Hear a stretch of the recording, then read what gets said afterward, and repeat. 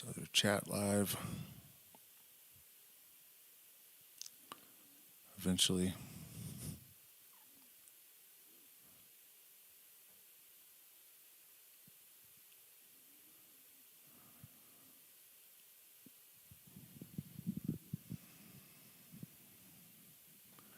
All right, looks like are we live? We're live. The mystical mystery that is ayahuasca is the subject of our stream tonight. It's almost a difficult thing to speak about because it's so indescribable. There is really nothing a person can do to prepare themselves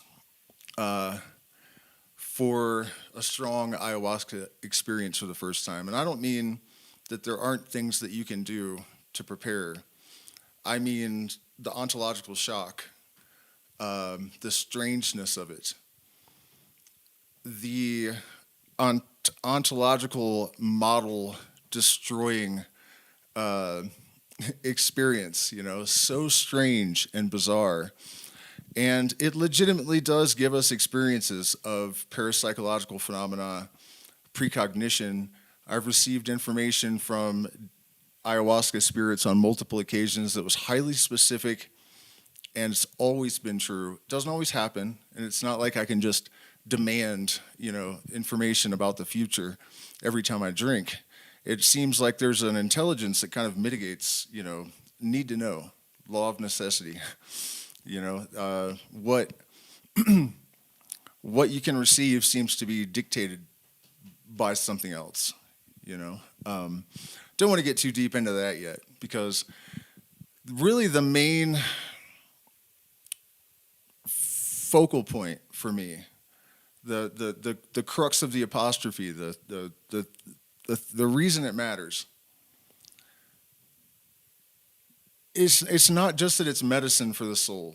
It's not just that it helps us to heal traumas. It's not just that it helps us to understand ourselves better. It gives you an experience of the universal mind, and that sort of bird's eye view of the universe and consciousness and all of the weird stuff that comes with it. That is medicine for humanity. To me, those kind of transcendental experiences are the antidote to the atom bomb. They are the key to discovering our sovereignty.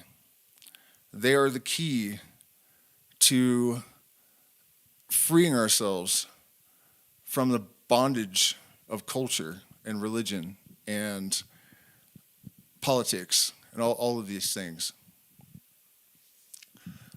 But at the same time, and that's the main reason for this stream, I've been surprised, and more or less unpleasantly, at the results that I've seen from people taking ayahuasca on a mass scale in terms of these things. I realize now that when I was younger, I had kind of a naive expectation regarding all of this. When I was a really young kid, the first couple of times I took LSD, I had already been studying psychedelics, book study, since I was like 11 or 12, reading Timothy Leary and Terence McKenna and Joseph Campbell and Robert Anton Wilson and all these kind of people. So I had an idea of what I was getting myself into. But I really felt that if people just took these things once even, that it would transform them, and that it was as simple as getting as many people to turn on, as Leary put it, as possible, and then we would have this revolution in consciousness. I thought, how can anyone see this and experience this and not understand what it means and be transformed by that knowledge and that experience? Time has shown me that that's not really true. Let me check in with the chat, make sure my audio is good and everything. What's going on, Mr. Darkness? Yes, Mother Aya is amazing. Checking in with the other chat real quick.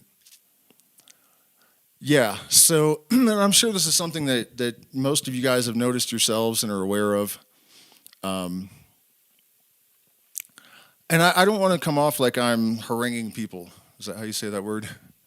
You know, and when I do kind of sound like I'm singling a group out and generalizing about them, please take the caveat that of course this stuff isn't universally true of any group if you generalize, but I can't make that caveat every time I say something. So just, you know, work with me here a little bit and keep that assumption in mind. Um, but basically what I'm getting at is that without everyone knows about intention, right? But I think it goes beyond just personal intention. You really, in order to get the true benefits of psychedelic experiences, including ayahuasca, the preparation, the creating fertile soil to plant these seeds in requires so much more than just a 5 to 10 day diet change. You know, if you look at traditional use of ayahuasca in the jungles, generally the shaman was the only person that drank it. And there are exceptions. You know, for example, I was taught in the Shuar way. And in the Shuar culture, it's not just the shaman, but, and this is important, only the smartest kids, only the most responsible kids, only the most ethical, only the most intelligent were not only not, or were the only ones given ayahuasca, but not only that, they weren't even taught about the plants in the jungle except the basics, you know. The best and the brightest were chosen to really develop that relationship with these plants.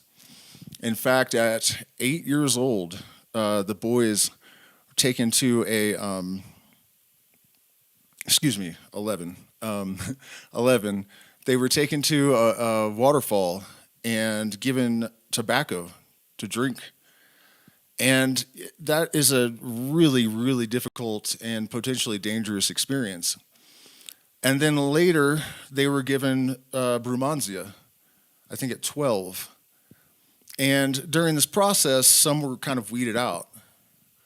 But if there's a certain magical power that they're attempting to acquire through the use of the brumansia, those that acquired this might move on to various other levels of initiation, right? So even what I'm getting at is that even when ayahuasca was consumed by more than just the shaman, there was still a pretty strict criteria in regards to who had access to it, at least in the traditions I'm aware of. And a shaman also was a person that demonstrated all of those, you know, traits that I listed with children: high intelligence, exceptional ethics, emotional intelligence, intellectual intelligence. And usually there was some kind of dramatic hardship, illness to the point of being on the brink of death, or insanity. And the criterion usually was that the person had resolved it themselves. As Terence McKenna said, the shaman is a madman who has healed himself, right? And it's through that process of being able to reassemble your own mind that you learn to do it for other people, right? So, you know, of course, I host events, you know, and I'm not saying that I don't think that, like, your normal person should have access to ayahuasca, but I'm not certain that it's really something that people should just consume. And if they're going to, the protocol and the preparation for it should be much more developed. You know, in another tradition that I associate with, the Hermetic mystery tradition, a lot of people don't realize this, but it was actually a shamanic tradition as well, and a very sophisticated one. And in the same way that access to ayahuasca was limited traditionally, there was an outer circle or an outer order and an inner order. And the inner order was the apoptyae. And only the most worthy people were given access to the inner circle after 3 years of probation, right? And the inner circle got access to the kykeon, which was a beverage of some sort. I believe it was acacia rue. Albert Hoffman theorized that it was a ergot beer. I probably talk about this too much, but just in case anyone out there hasn't heard it, the process of experimenting with ergot, I think, would have caused too many terrible deaths, so I really doubt it was ergot.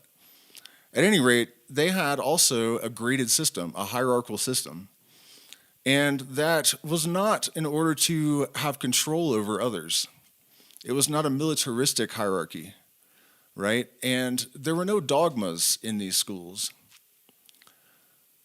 But there was someone there to evaluate whether or not you had actually achieved a certain state of understanding, a certain level of knowledge, right? A certain degree of wisdom, or even parapsychological abilities like precognition and things along those lines. And these waters of parapsychological phenomena are extremely murky and extremely difficult to navigate. You know, if you do not have incredibly developed critical thinking skills, if you're not grounded, if you're not rational, if you're not able to operate with objectivity and detachment, you're likely going to get yourself in a tremendous amount of trouble, right? And so now we have this situation where we have the New Age movement, I guess we could call it, very influential. You know, it has become it's like almost like a foundational element of our modern culture. And I'm not saying that every single idea they have is wrong, but it does kind of present these things like channeling and, you know, being psychic and becoming a shaman or a mystic as something that, you know, once you just become aware that there's more to reality than the deterministic, mechanistic level, that you can do all of these things and you can do them safely and effectively. You know, so then we introduce the profit motive into this. And we have all these people that are driven to convince themselves that they have achieved this level of initiation based on what? Their own assessment of themselves. And so, personally, I would like to find a way to elevate the protocol on a large scale. I don't have a tremendous amount of influence, really. My channel's not huge. But if I reach someone and they connect with other people, the actual network of influence is reasonably large, you know. So this is definitely an AMA, and you guys can lead the conversation as much as you want. Otherwise, I'll do my best to try to share what I can that I think might improve our relationship with these plants, you know. And I know that I posted this was specifically ayahuasca, but we don't have to be, you know, we're not trapped there. We can talk about other aspects of this stuff as well. Checking in with the chat one more time. I'm glad you're here too, Max. Looking forward to talking to you tomorrow. Let's see. I don't see any questions or anything. So, you know, it's difficult to figure out where to start, because if I want to give a comprehensive explanation of all this stuff, I don't want to say a bunch of things that people already know. You know, ayahuasca has been well known for a while now, and I know people are generally pretty well versed, you know. So I don't think getting into like what plants you use to make it, and you know what I mean, I don't think that's really necessary. If anyone has questions in regards to any of that, though, definitely feel free to ask. So I guess let's start with consciousness and the emotional impact of this stuff. And we'll kind of work our way towards what I see as impediments in the development, the process here.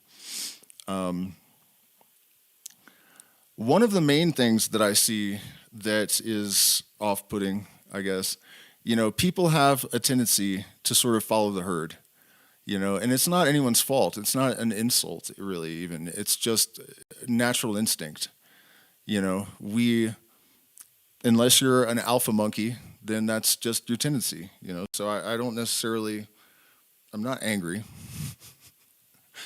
But that's not what this is about, and we have a lot of weird dynamics that we have to try to balance. One of the main issues, I guess, is the question of lineage and tradition and what is really ethical in terms of adapting that. And really this, there's a lot of sort of tributaries, things that are connected to this that also could be addressed. For one thing, we'll get into the efficacy of indigenous shaman for people from, say, New York City, but let's try to stay on track with this. What I'm saying is that I see a lot of people trying to adopt traditional indigenous beliefs in regards to ayahuasca, and I think it's well-intended. It's out of respect. They're trying to do the right thing. And I absolutely do think, to a certain extent, it's the right thing. In my case, my lineage, I honor the protocol entirely. I don't necessarily believe in the objective existence of spirits. I'm not saying that they aren't real in a way. I think our definition of real needs to be maybe a little bit more flexible in order to accommodate stuff like this. But once the ceremony starts, I treat they're real. They're 100% real, and everything I do is in accordance with that protocol. But even, my teacher would tell me not to adopt their beliefs. And even not to try to learn the Icaros exactly, partly because Shuar is like damn near impossible for a non-native speaker to emulate. But also because, and this is where this is going, shamanism is actually supposed to be a highly individual practice. Each shaman is supposed to learn his own songs. You're supposed to develop your own protocol based on the mechanics, of the practices of the people that came before you, and I see a lot of people arguing that, they'll we have to do the Icaro exactly this way with every little inflection as it is. And, the reality is that Shipibo sing every Icaro differently every single time. And this is just an example that I'm trying to use to explain that in the effort of trying to conform to tradition, they're not even conforming to tradition. The tradition is not to repeat the Icaros exactly every single time. The tradition is not to just adopt the beliefs of whoever has taught you completely and entirely. Your first mission as a magician, as a shaman, as ayahuasquero, as huachumero, as, whatever it is to know thyself, to have a completely and unencumbered concept of exactly who and what you are in your own individual being. This is the point for me, fundamentally, of the use of ayahuasca and psychedelics in our society. We have entered into a period of serious existential crisis. Humanity is lost. And, I hate to introduce paranoia into the conversation, but, I really believe that the last, 50 years, there has been an agenda to sort of wipe the slate clean on people, that this materialistic, abject materialistic paradigm, I guess you could say, part of the purpose of it is that if people are disconnected from the trajectory of the life force, if you don't have a dialogue with the universal mind, you believe that the universe is just random, accidental gobbledygook, that life has been animated accidentally by electricity, and there's no purpose and there's no point except to consume and work and die. I mean, you guys know. You wouldn't be here if you needed to hear this, But I think that was done because if you have a blank slate, you can then write on it. If the spirit's sleeping, then the flesh is ink, right? And the mystery tradition that I mentioned earlier, that again was a shamanic tradition, was banned in Egypt. It was banned in Rome because the aristocracy, I guess, the empires, figured out that people that are self-determined, self-created, right? Because meta-programming, engineering yourself consciously, is another application of all of this stuff, really, everything relating to it. And those people can't be governed. They won't tolerate it. They don't need it.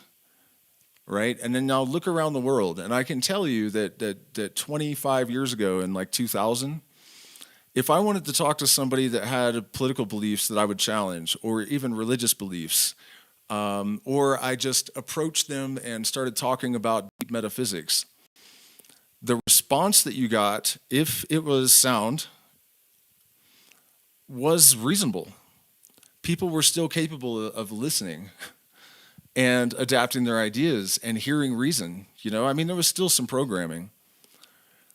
But what we're seeing today is a level that I just would have never imagined, largely because I thought we had hit our stride in terms of freeing ourselves from this. And so when I see this kind of herd conformity behavior exploding throughout the plant medicine community, this was a very long-winded way of saying that I find that extremely disappointing. Even to the point, things have gone off the rails to the point where it's problematic. It's extremely problematic. I'm considering telling you guys a couple of stories from interactions I've had with like retreat owners and stuff around here lately to kind of illustrate how off the rails this is. Which leads me to something a little bit less confrontational, I guess. Another aspect of why this has kind of gone awry, I think, is that as it moved into the mainstream, people who are very matrix bound tend to operate on surface dynamics, right? You're not going deep with people when you meet them.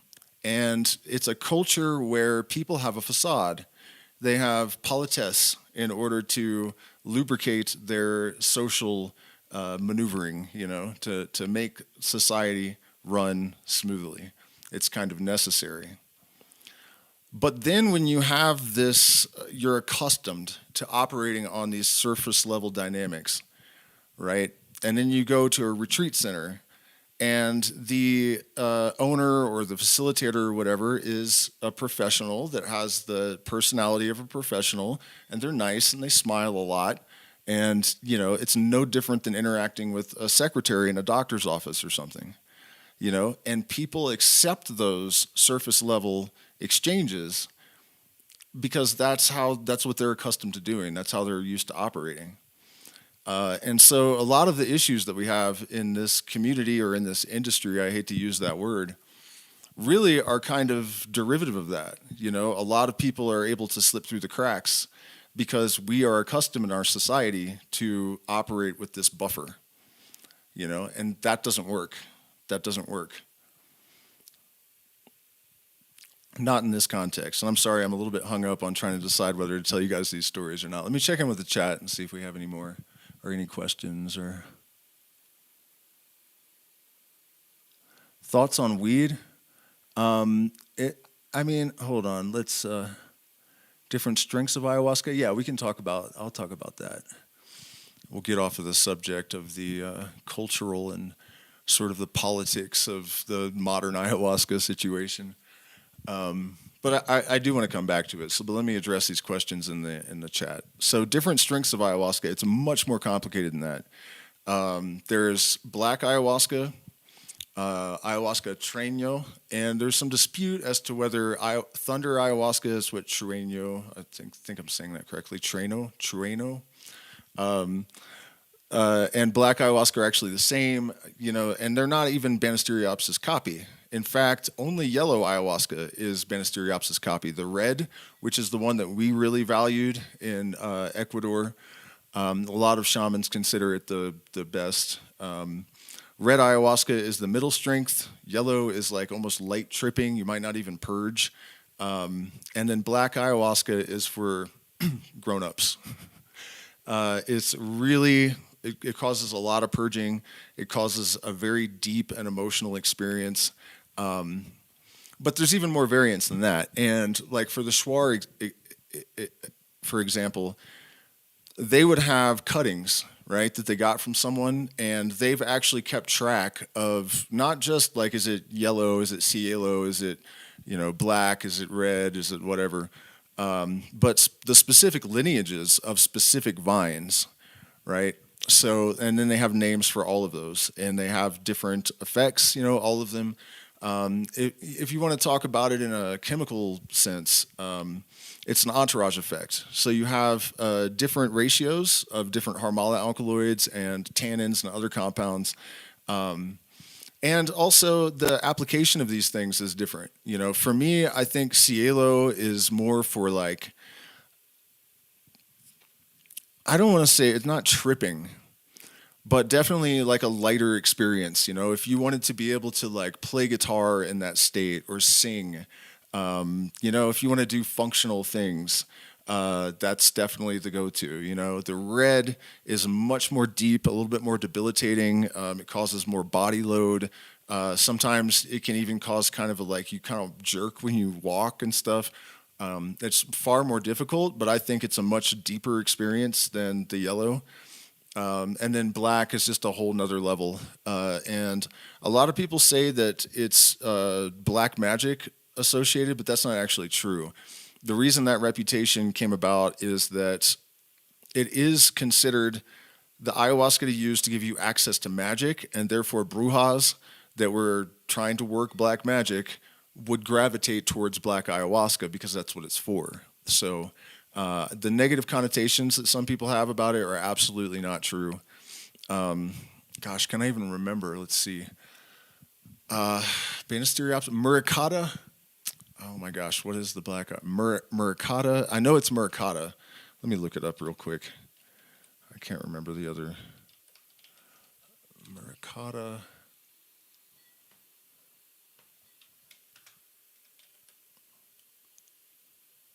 Well, it says Banisteriopsis muricata here.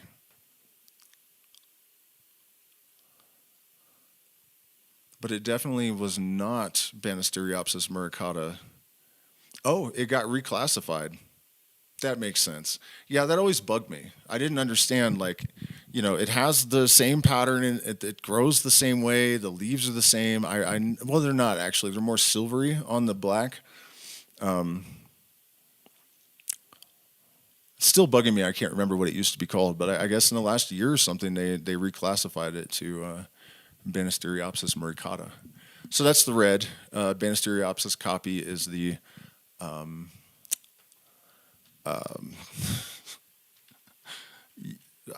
don't even remember what I said because I'm thinking about two things at once. I just realized also, Alicia. Black ayahuasca is also not Banisteriopsis copy. It's Alicia. I'm looking it up. Alicia anisipatala. Alicia anisipatala. I think I have a piece around here somewhere. I don't know if it's in the room with me, but it's really cool looking. It has, instead of the single flower in the inside, it generally has a whole bunch of them. Speaking of variations of ayahuasca, there are also different plants that can be used as the DMT source. And when you do that, due to entourage effect, or you could say the spirit of the plant, it takes on various characters as well. And so it's an interesting side project of mine. Like last year, I tried combining black, yellow, red with chaliponga, chacruna, and Mimosa hostilis, and that was a really interesting experience. Definitely not for beginners. Lots of purging, but that was pretty incredible. But also, if you match black ayahuasca with chalipanga, or you match black ayahuasca with chacruna or mimosa hostilis, they're going to have different. And then you can also, yellow and chacruna or yellow and chalipanga. And the difference between those effects is actually really interesting and kind of demonstrates the utility of the shamanic worldview, like how you actually use it. Whether you're talking about the Western mystery tradition or South American ayahuasqueros, there is a sort of way of learning to read the book of nature. It's all allegory and symbolism. And when we talk about having a dialogue with it, this is kind of one of the things that I mean. If you use chalipanga, it's a vine, right? So it's springy and it's loose and it's waving in the wind. So it's of the air, the intellect, So this is a more cerebral, maybe even easier to get lost in. And if you use Mimosa hostilis root bark, it's from the roots. So it's of the earth. It's grounded. So it tends to be like a more grounded physical experience. There's more purging, especially if you don't use egg whites to take the tannins out. Definitely recommend that. Otherwise, it's just almost too unpleasant to bear. But yeah, that's an interesting aspect of it. You can tell the function, I guess, of these plants or their personality to an extent by their appearance. They tell you not to judge a book by its cover, but that's just not true at all if you have eyes to see, In fact, one of the ways of identifying medicinal plants, people know that like lion's mane kind of looks like a brain, people say. And for years, I suspected that morels also had cognitive benefits, but there was no research that had been done. And just last year, I checked again, and sure enough, they have cognitive benefits. They look just like a brain. I suspect also that they have prodrugs or precursors for serotonin, maybe L-DOPA, because the mood change is incredible too. If you guys haven't ever tried morels, go out and try to find some, pick them if you can, because they're amazing. They're the best tasting mushroom, except for maybe fresh lion's mane, which kind of tastes like lobster and shrimp if you butter and garlic and salt it. But anyways, what I was saying is that, there's a there's a plant that you can find a short on my channel somewhere of this plant. I don't know the name of it, but its leaves look like hanging snake heads, and the skin looks like the bark looks like the skin of a Dos Equis, which is the most deadly snake in South America. And it's used to treat Dos Equis bites, Sangre de Drago, you cut the tree and it bleeds red. It looks just like blood. And clinical studies have compelled researchers to say things like it assists the blood in rebuilding damage in a way that defies scientific understanding. For gut problems, if you have a bad relationship with your mom, they say when you are older, a lot of times you'll develop digestive issues. The tree resin for treating that looks just like breast milk or milk, And interestingly, there's a male and a female version of the tree. And the female one is like sweeter and, it feels more nourishing. They make cheese out of it. And the male one is very, very bitter, but it's more potent. So, and there's tons of other examples of this as well, where nature tells us explicitly, what it is that we need if you know how to look. On another level, to get back more specifically to ayahuasca, people have often wondered how did they ever figure this out, right? Because chacruna, chalipanga, there's another plant in Ecuador that is used that is related to chacruna, but they call it amiruca. I don't remember off the top of my head what its Latin name is, but they call it amiruca. It's basically Ecuadorian chacruna. These things are not very common. And if you take the ayahuasca vine by itself, especially considering it's wood, you don't do a lot with wood in terms of consumption. Even for teas, there's very few plants that we really use the wood. Not Palo Santo. What is one? Uña de Gato. But it's a vine, so it's just little strips. It's not like a log like ayahuasca. So it's interesting that anyone ever thought to do anything with it at all. It tastes terrible. It makes you vomit, but it will have some effect, but it won't cause visions, right? And so combining these plants in the first place, the DMT plants do nothing on their own. And they're not particularly used for medicine a little bit, but generally not, on their own at least. And so, people like, how in the hell did they figure this out, right? And according to a Shipibo woman that I know, you can find an interview with her on the channel. Her name is, oh my God, come on, don't tell me I'm going to forget her name. I don't know what's up with my brain tonight, you guys. Usually I am quick to... Juanita. Her name is Juanita. And the Shipibo have a tiered system, like a hierarchy, basically, for their shamans. And she is the highest possible degree, for lack of a better word. And she told me that the Shipibo found... ayahuasca by watching the jaguars. And I heard this from Quechua man as well. And it's true that jaguars actually will go and eat the leaves of ayahuasca and roll around on the ground. There's video of that in my ayahuasca preparation video, actually. So I can't believe someone got that on camera, but talk about a rare moment to capture. Anyways, what I'm getting at here is, aside from that possibility, but that still doesn't tell you how they decided to put, the DMT plants in there. So I guess maybe 20, 30 years ago, biophotons were discovered. And every square centimeter of living tissue, be it animal, plant, so long as it's alive and it contains DNA, emits these biophotons, little packets of light that contain information, at the rate of 100 per second per square centimeter. So we are showering the world around us with light all the time. People talk about being light beings, becoming light beings. I hate to tell you this, but you're already a light being. You're made of light, and you're showering light all around all the time. And that light contains information. And so, I'm not trying to discredit the, indigenous worldview or their way of putting this, but I think it is important for us to contextualize things in our terms, especially so that we can reach across the aisle, to people that need that in order to consider something as valid.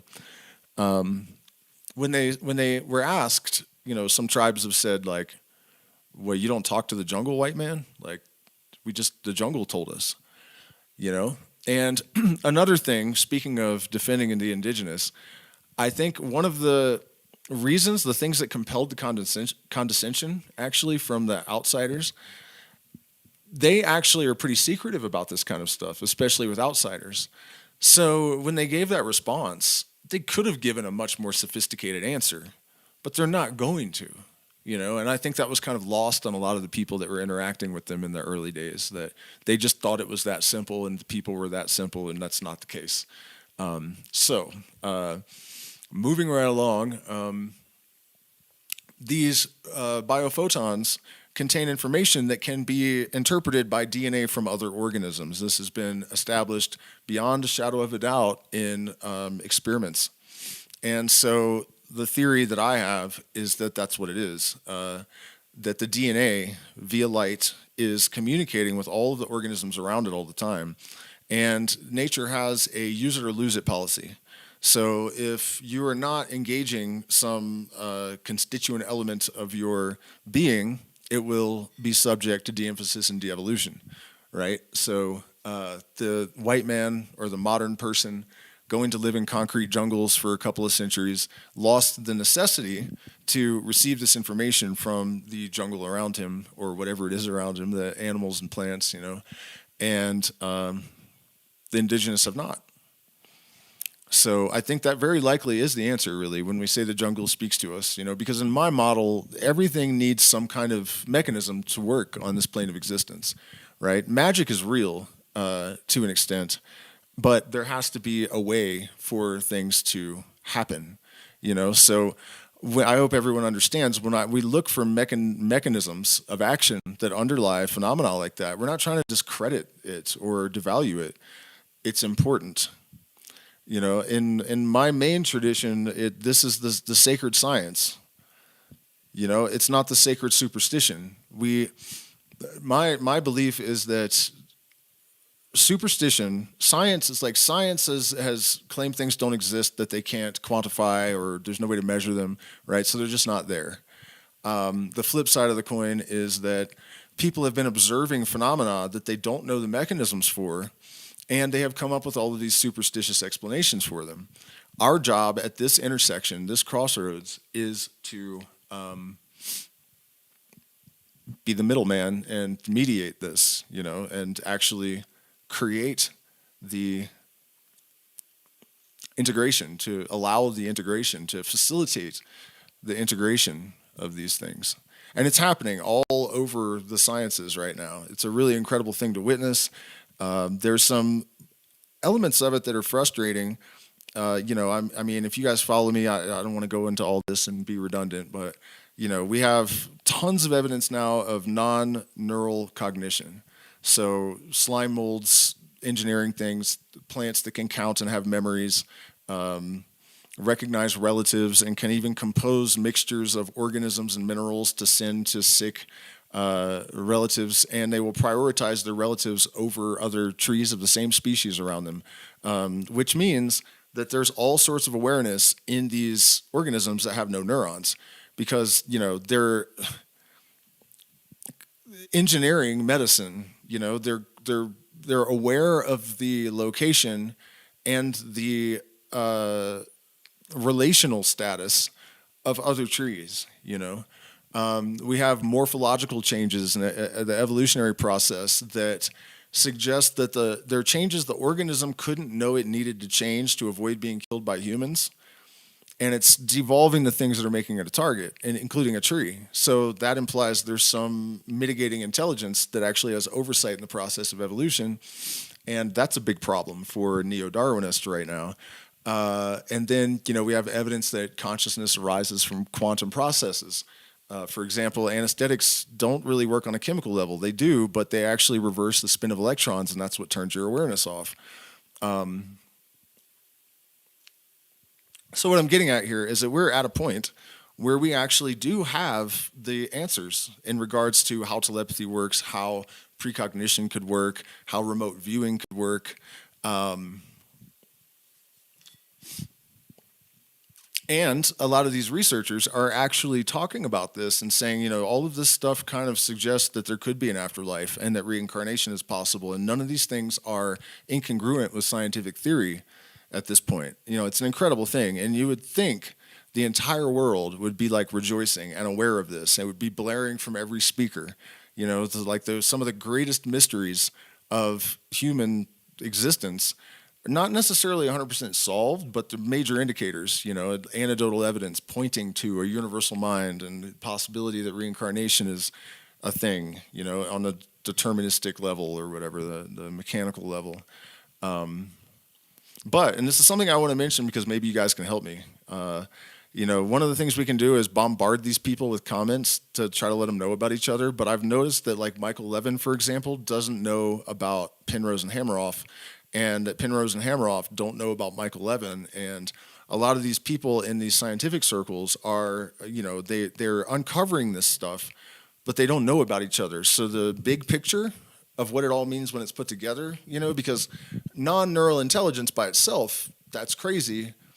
But if you add that to these evolutionary adaptations that are response-driven and that the organism couldn't know how, the necessity of, and then you add that to consciousness arising from, you put it all together, and it's exponentially more important and powerful.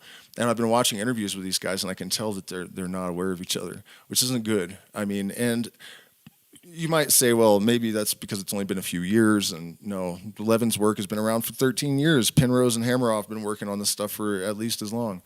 So anyways, we should get back on the subject of ayahuasca. Let me check in with the chat, see if we have any more questions. Would you recommend to a Westerner who considers learning the way of the medicine? What is the best approach and how to start? See, this is something that I have a really hard time with. It's not about being a Westerner. And one of the reasons I hate to talk about it is because it sounds kind of elitist. But not everyone is meant to be a shaman. I don't know if you mean working with the medicine as like a facilitator or just as an experiencer, a journeyman. Is that a good word for it? But yeah, I mean, and I can't answer that question like, generally. That's it. Which Westerner? Who? In a lot of cases, ayahuasca actually makes things worse for people, especially in the case of ego inflation. One of the problems with all psychedelics is that it is the same as the benefit, right? All medicine is poison, all poison is medicine. Everything contains its contradiction, all that stuff. So when you take any psychedelic, you have enhanced neuroplasticity and neurogenesis. So your brain is creating more neural pathways, and what is there is more able to reconfigure itself. So you can learn much faster. This is one of the reasons you can undo habits, why it's so good for treating addiction, why it is that part of the reason why these experiences are so transformative. The brain is better able to adapt and change and to retain that, right? Researchers at, I think it was John Hopkins or Princeton, one of the two, said that that psilocybin in their experiments had restored the neuroplasticity or the learning capacity of 55-year-old brains to that of a 5-year-old. So the sponge, it just turns it right back into a sponge like they're a toddler. And they said that whatever is learned is just branded into the brain. Instead of having to learn things by rote and repetition, oftentimes they're just like, bam, they're just there. And I can attest to that because a lot of my musical leaps playing guitar have come from just a moment with psychedelics. You can make a year's progress just all of a sudden in a second in your intellectual understanding and, also intuitively. The downside of that, though, is that if you have some delusion or confusion, if you're not directing the show, this is another reason, I started talking about preparation as opposed to integration, like how so much needs to go into that really, because you should develop the capacity to make sure you can stay focused and concentrated and lead your own mind. Take me, what is that Dylan song? Take me through the foggy ruins of time, through the smoke rings of my mind. Or whatever, you have to be able to maintain direction. You are driving the ship. And if you're not doing that, this is where acid casualties come from. People just take something and they're not either capable or informed that they have a responsibility to direct the experience and to determine what is wired in. And also, even in the state, to maintain critical thinking and rationality. You don't want to abandon that in these states, even during your explorations. If you hardwire some bullshit into your brain, I guess is what I'm getting at, on psychedelics, it's hardwired in there. So one serious misstep, especially if people get caught hung up on a loop, something stupid like I'm God for 3 hours. Then they come out of it, and I'll tell you a quick story. There was a guy in California 20 years ago, and this was before there was really an ayahuasca industry, so I was surprised to hear this. But he was wearing white robes, and they went around and they put flyers on all the cars in the town, and it sounded good. They were like, yeah, come to this park. We're going to talk about how you can emancipate yourself from law, and and it sounded good on paper. When we got there, they were saying, oh yeah, you can run a stop sign. They can't write you a ticket. Something like sovereign citizen, right? And I started kind of calling the guy out because I could tell the people around him, it was kind of cult-like and weird. And, I was like, I don't think this makes sense. And he's like, trust me, it does. And for only $1,000. And one of the things it said was that it was free, right? So I'm like, $1,000? You said it was free. What are you doing? And so he just went into this rant about when I'm out there on ayahuasca and I'm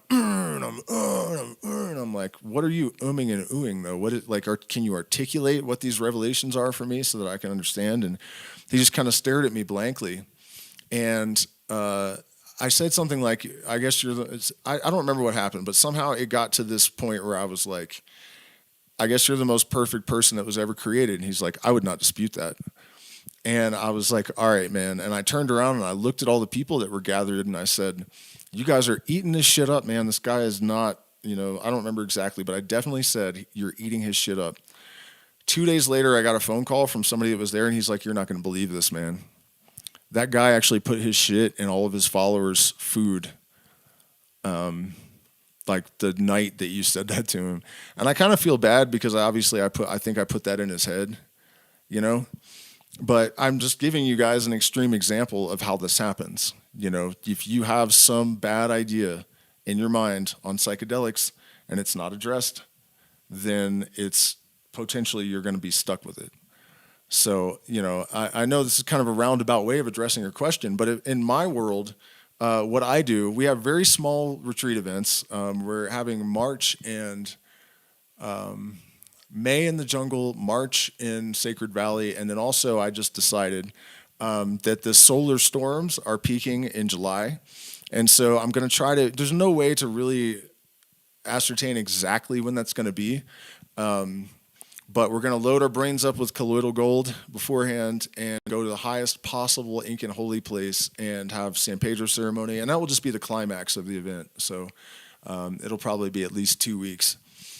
So if you're interested in any of those things, send me a message. But here's the thing. We only have 5 or 6 people because you cannot have huge groups of strangers drinking ayahuasca together. Earlier, I was going to talk about this, and I kind of got diverted. For one thing, at least half of our groups usually are repeat people. So they're not strangers. Some of them I've known for years and years.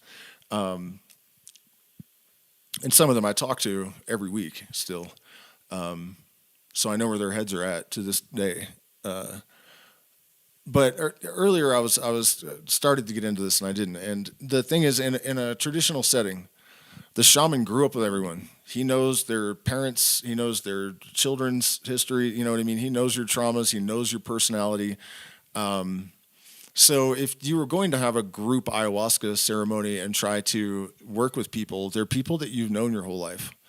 This thing of getting a bunch of strangers together. I mean, if you think this through, what people say about ayahuasca, right? That your energetic bubble is wide open and you're receptive to everything around you. And one of the ones that kills me is they always say you should not have any chemicals. Don't put them on your skin. And that agua florida they use in the yellow bottle, almost all of them, that is like dihydroxychloride, like it's full of artificial dyes and chemicals, and it's absolutely just nothing but poison. And, don't eat any processed foods and don't put any, fake stuff. But here, let me cleanse you in a holy way. I mean, I use it sometimes. It smells nice. But I prefer to make my own, But just had to make that point, that you hear that from these guys and then they blow chemicals all over you. And it's kind of the same thing as what I'm getting at. Your energy is open, and you need to be careful who you associate with and who you're around, but you're going to go to Rhythmia with 100 other people and drink ayahuasca with 1 shaman and 4 facilitators. You know what I mean? The shaman is able to process the energy in the circle that he creates if he's legit. That's absolutely factual to an extent. And, if there are 100 people, there's no shaman on earth that could really process that much negative energy. And also, you have no idea who you're around. The guy next to you could be a serial killer or a P3DO or whatever, and I have come across that where I have had horrific confessions from people for sure. So, my point is that with our retreats, we have, usually about an hour-long intake, and I'm assessing your intelligence and, your energy and compatibility with the groups and stuff. It's not really just open to anyone. I've never once advertised outside of this YouTube community because I want to keep it within people that are coming from a similar place, So And by the way, that's really the kind of adaptation that I'm suggesting people need to make. And most people won't do that because you're not going to make as much money. We don't make enough money, and that's fine because the mission is what's important. Period. End of story. I'm not going to compromise any of that shit.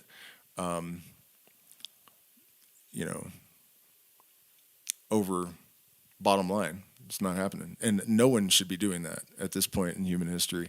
That's really the antidote to the problems that we have now. It's another reason why you hear so much about integration, but you hear nothing about preparation beyond the dieta and make sure you have an intention.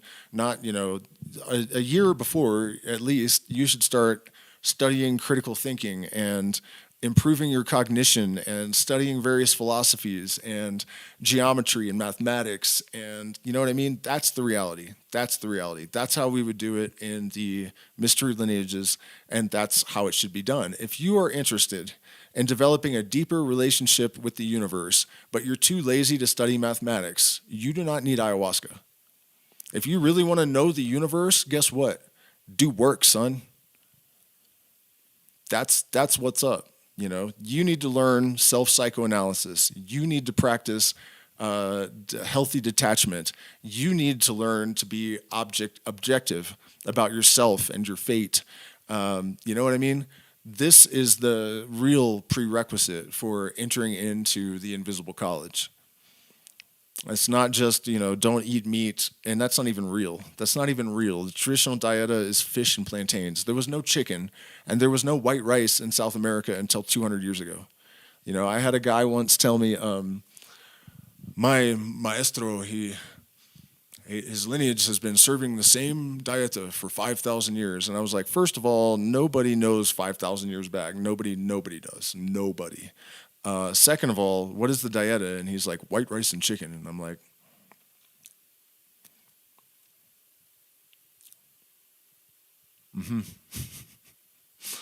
You realize there were no chicken and no rice in South America until 200 years ago, right, dude? And this is like in front of a group of like 25 people. I just can't help it. Maybe I'm a bastard, but I feel like that kind of shit needs to be done. Anyways, let me check in with the chat again and see what kind of... somebody asked me about marijuana. Aloha, Big Island, Hawaii. My brother would very much like to come visit and learn from you with Aya. Well, that would be amazing, if he wants to set up a screening appointment, then just have him email me. But I'll tell you a quick story about a Hawaiian shaman. Since you bring this up, one of the craziest things I've ever seen, and it was really a huge part of like the beginning of my... Well, no, the accelerated portion of my journey, the period I call the Phoenix process. We were called under weird circumstances, my roommate and a friend, and just the three of us, I guess, to a meeting in Farmington, New Mexico that was hosted by different indigenous people from Aztec lineage and Sioux Sundance chief named Golden Eagle, R.I.P., Lauren Zephyr, and, all sorts of different places. Even there was a guy that was a Japanese like Buddhist monk. He was incredible too. He was hilarious and just like so in tune. Really crazy group of people. I've never seen anything like it in my life to this day, and not under one roof. And so when I arrived, I get out of the car and this guy looks at me and like our eyes just like locked and they're like, bzzz, and I was like, wow, that's crazy. And he goes, I haven't seen you in like 10,000 years. Come on, we got to go to the ceremony. And I'm like, what ceremony? What the hell did he just say?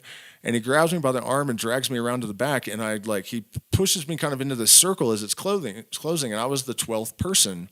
And his name is, we call him Reynolds, but it's because his real name is like unpronounceable for non-islanders. And he's related to the guy that did that, Somewhere Over the Rainbow, Kamakawia Ole, I guess. I don't know. I've never heard it. I read it. And Kamakawia Ole, is that right? But anyways, so the circle closes and he comes around and puts his hands on everyone's forehead and he's like, just let the words come and harmonize with me. And he's doing this and he's going around, he's not leading people, and they're doing it in perfect harmony. And then he gets to me and I thought, I don't know how to sing harmony and I don't know what the hell. And he puts his hands on my head and I'm all perfect harmony, words coming out of my mouth. I knew exactly why they were coming out of my mouth. And then he goes around back to the like where he was standing in the beginning and he's like, I'm not going to say everything that he said, but the main bullet point of this presentation is that he said, may the wind blow to confirm the truth of these words and the power of our prayers. And the wind blew so hard that gravel blew across the parking lot. And that really set the stage for the rest of the event, you know. And their message was basically that a lot of us are in contact with these, like, I don't know if they're interdimensional, probably more so than aliens, but they're called the star tribes. And that's a whole different story for another time. But I just wanted to give you props to your island shaman, or that guy was something else. And he actually has events every year where he goes into these sacred caves. I've always wanted to, maybe I'll try to go next year. I'd love to see him again. Oh yeah, somebody asked about marijuana, and I did not answer. Got it till, okay, it just changed. I was like, there's no way it's only been 25 minutes. Marijuana is not necessarily good. You know, it's just like anything else. It's a matter of how you use it. Chronic potheads, I think, are some of the most prone to delusion of any type of person. They tend to exhibit all of the characteristics of classical potheads, but deny it and think they say it's helping them. And it's, in my experience, rarely ever true. I'm not saying that that's going to be true of everyone. It's not. There are chronic pot smokers that are extremely productive. I knew a guy that made $115 million the year I knew him, that smoked pot all day long. He was also a volunteer sheriff. When I first met him, he was in uniform, and I walked in the house. I was smoking a joint with this girl, my girlfriend's mom and her, and he walks in the house, this like 6'8" cop, and he just looks at me. I'd never seen him before. They didn't tell me I hadn't met Bill yet, and I didn't know he was a cop, and he snatches a joint out of my hand, and I'm like, uh-oh. And then he hits it, and my head almost exploded. You know, I was like 15 or something. And he's like, hi, I'm Bill, you know. But anyways, you know, I mean, you just can't smoke it chronically unless you have some debilitating illness and you need it. You know, if you have seizures, I mean, you guys know the answers to these questions. Like, I mean, maybe you need confirmation. Maybe it helps to have someone say it out loud, but I think people know what's up with weed. You know, it's something between alcohol and psychedelics, but it's not like this totally harmless, innocuous, non-addictive thing. It's not. It will swallow you, and it does it subtly, so you don't notice it happening. Some people, the church, the Santo Daime, or however you say it, which I do not support by any stretch of the imagination, turning ayahuasca into religion we're not friends if you're doing that. So, yeah, they smoke at the end of ceremony, but I think that's a really bad idea, because with psychedelics, mushrooms included, you know, people often like to smoke marijuana when they take mushrooms. It's a terrible idea. Why would you take something that's going to blunt your brain and neutralize your brain cells? Because that's what it does. Temporarily puts them in a state of like cryogenic suspension. You know, it's not cryogenic, it's chemical, but you know what I mean? You want your brain to be sharp, and you want to retain things. You don't want to focus your being and bring all this revelation and clarity, and then fog your brain up at the end and undo it all. You know, that's not good. So yeah, I'm not anti-marijuana. If I was walking down the beach and somebody had a good joint or something, I'd probably smoke it, but I don't buy it. I don't care about it. You know, I used to grow 100 plants, a giant, 10-foot outdoor plants every year. And I still didn't smoke it all the time then, more than I do now. But, I mean, it has its time and place, I guess. But if you abuse it, you're anything you abuse will abuse you back. It's that simple. That's one of the things about ayahuasca that is so glorious. You're not going to abuse ayahuasca, almost definitely not. People do get stuck in cycles of consumption. There are definitely people that are almost like ayahuasca ski bums. That seems to be all they do. They go around to different retreats and drink all the time. And, it's like they think eventually they're going to reach some level of ayahuasca illumination that doesn't really exist. The I mean, it kind of does, but whatever they're chasing because they're not doing all the other things that I promote. They're not feeding their intellectual being. They're not developing understanding of psychology. You know what I mean? They're not studying mathematics. They're not studying chemistry. They're not, and I'm not saying necessarily you have to do all of these things, but some kind of intellectual development to support and correspond with your mind expansion is absolutely essential. We owe it to ourselves and each other because it'll help us reform the perception of the spiritual community as being a bunch of idiots, and that reputation, unfortunately, is not really unearned, and it's exactly what I was describing earlier. People just want to drink the ayahuasca. Well, I want to have a deeper relationship with the universe. It's like, well, why don't you try to learn the equations that it's made out of then also, or something, it's absolutely integral to have that kind of balance. I guess I've gone off the subject of marijuana again, but that's another thing with pot. A lot of people feel like it's expanding their mind, but they're not really doing anything. It's just kind of a feeling that they have, not grounded in reality. Bob Lazar, he's completely full of shit. I'll elaborate on that in a second. I'm just trying to check. Oh, I'm sorry. There was more to your question. What's the best approach of learning the way of the medicine? How to start? I never even finished that idea, I guess. Sorry about that. What I was saying is that I actually was up until 6 a.m, so that's why I'm not usually a spacey, I swear. But we had a really nice mushroom trip last night. Very productive, and I'm still in a good mood, but my brain is a little bit mushy from lack of sleep. So at any rate, how to start? That's what I was getting at. Basically, I was saying, that it's not something that's intended for everyone, but if it is, I'm sure, all of you guys know how synchronicity works by now. Generally, if you've heard the call and a position or a situation positions itself, that's where to start,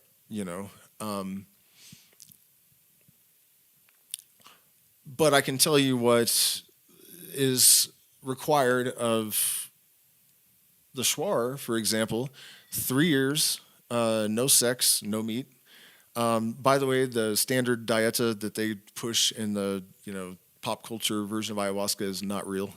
That's mostly, it happened because vegans tend to own retreat centers and they have an agenda. It's not real. Schwar will eat a monkey before or after a ceremony. It's not. It's not real. And also, I've eaten plenty of fish and plantain meals the day of ceremony, or with Shipibo, Ashaninka, Kofan. So just FYI, that's not real.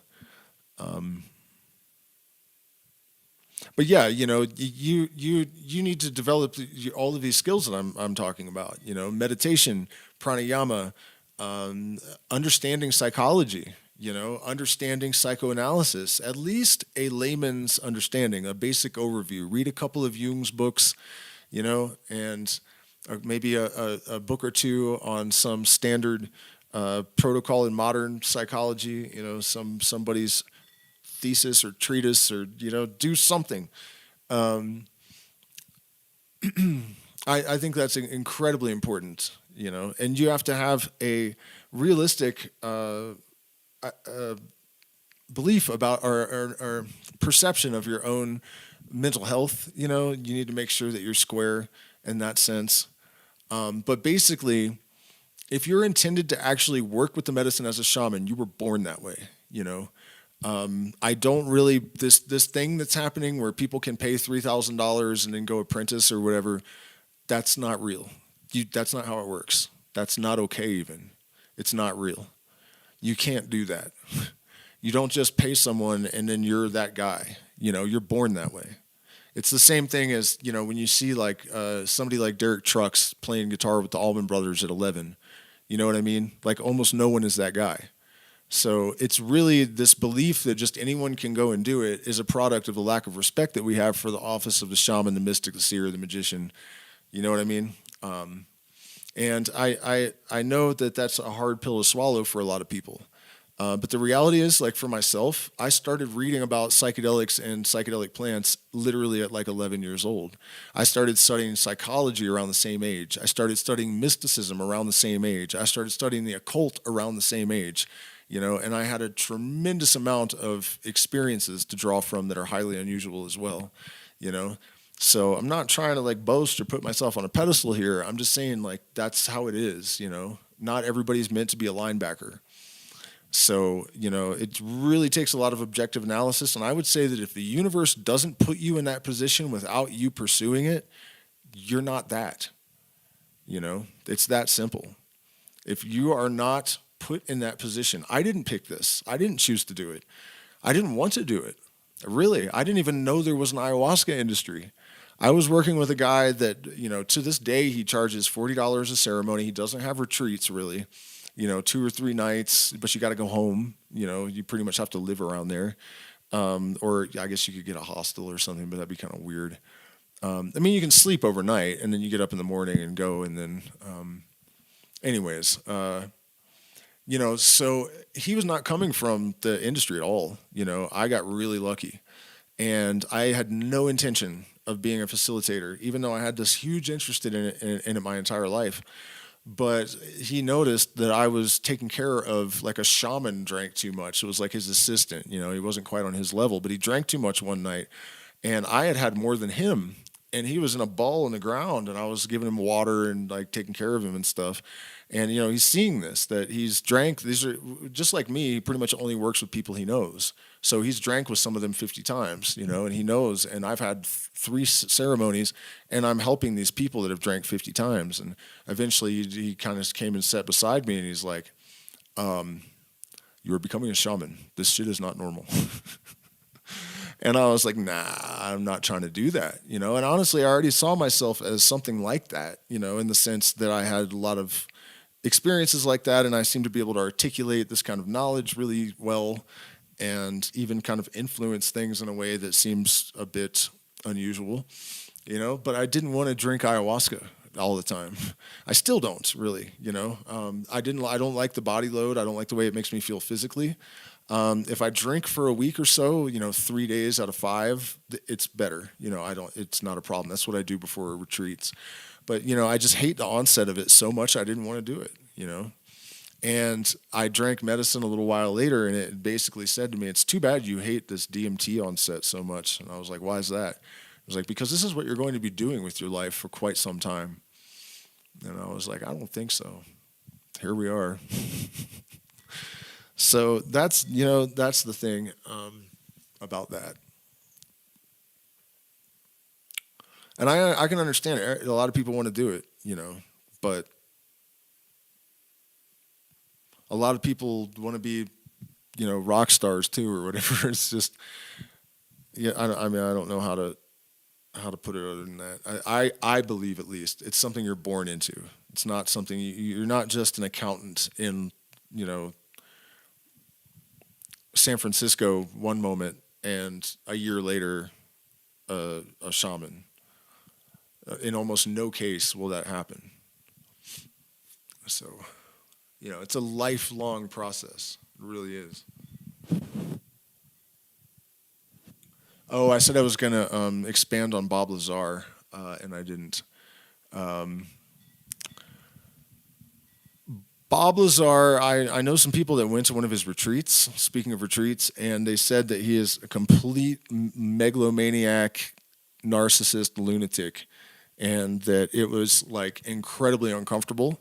And he was like pointing at things in the sky that weren't there and like trying to tell people, oh yeah, you guys just can't see it. And that's not true. In fact, I almost hate to talk about this, but I had experiences on numerous occasions where I saw these little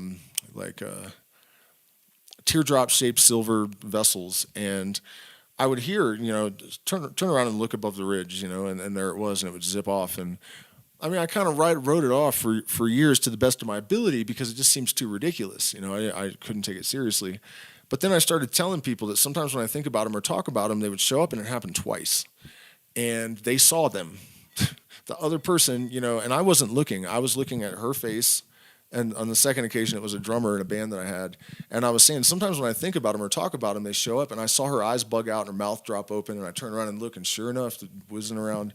And they just kind of look like stars at night. They're just almost like satellites, but they do all kinds of crazy maneuvers for no reason. I don't know what they are. I'm not saying they're actually UFOs. I don't know what it is, but it's some kind of phenomena. And I found 2 other people on YouTube, one of whom called a news station that humored him and showed up. And guess what? The cameras could see them. The people could, you know what I mean? That's not how it works. And there's another guy I found that also can call them and get it on video. I've been thinking about trying to do that lately, honestly, just to see, but it's been so cloudy here all the time. Like, it's just the rainy season, and I'm sure I'll get around to it eventually. But you know what I mean? No. I think probably he had some good information in the beginning, but what happens with people like Alex Jones, except that he is a complete plant, he is a propaganda outlet and nothing more. He had some good things in the beginning, but then David Icke is another one. When they run out of legitimate stuff to say, they want to keep the money coming in, so then they just start spewing verbal diarrhea for the rest of their lives, you know. And I think that's probably what happened with him. So I have no, what do you call it? No, oh man, my brain is just toast, you guys, I'm sorry. Thoughts and Bob. Okay, so do we have any more questions or topics that you want to throw out? I dig your stuff. Thoughts on weed. We went through that already.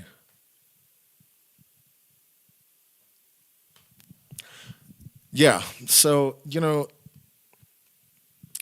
coming from my position or my perspective, I guess, in all of this, superstition is not good. It's not something we want to perpetrate. We're not trying to return to the Bronze Age or the Stone Age or, you know, people have gotten this idea that modern history, because of the missteps, because of atomic bombs being dropped and, you know, pollution and all of these, and also just look at the United States, that it was all a mistake and that technology is just absolutely not to be trusted and abandoned, and modern medicine is all garbage. A lot of it is. I'm not saying it's not, but it's not all a waste of time. And, you know, everything in the universe happens for a reason. We are here in this moment in order to facilitate the integration of science and spirituality, you know. And the thing about ayahuasca, one of the dangers and the sort of negative consequences that I'm seeing is that it seems to be encouraging. It's not ayahuasca. It's the context and the culture that is compelling people to misapply the knowledge and revelations. And, you know, and I'm not saying that people are all wrong exactly. But in my world, for my purposes, with my agenda and intent, and the people that I surround myself with that are on a similar mission, this is not helping us. We want to expand the parameters of our perceptual apparatus. We want to expand our consciousness, but not in such a way that we become so open-minded that wind is whistling through our ears. I avail myself of technology. As technology improves, I will continue to avail myself of it to an even greater degree, probably. AI is not our enemy. AI is our enemy if it's misused, if it's used as a weapon. You know, the combination of having widespread access to consciousness catalysts like ayahuasca and LSD and all of these things, plus the access to information, and then supported by AI. Like, for example, a lot of my mystical musings actually formulate themselves into like theories, but I didn't go to school for physics, but I can conceptualize enough to the point where I know that if I'm looking for the layer of physics that is undiscovered, that would represent the veil that functions as a Fourier transform that converts the ideal to the actual. You know, I know that I need the Euler formula, and I need Fourier transform, and I need Calabi-Yau structures, and you know what I mean? But I don't know the equations or how to make them relate to each other. Now I'm using AI to actually be able to do the technical work of digging these things up.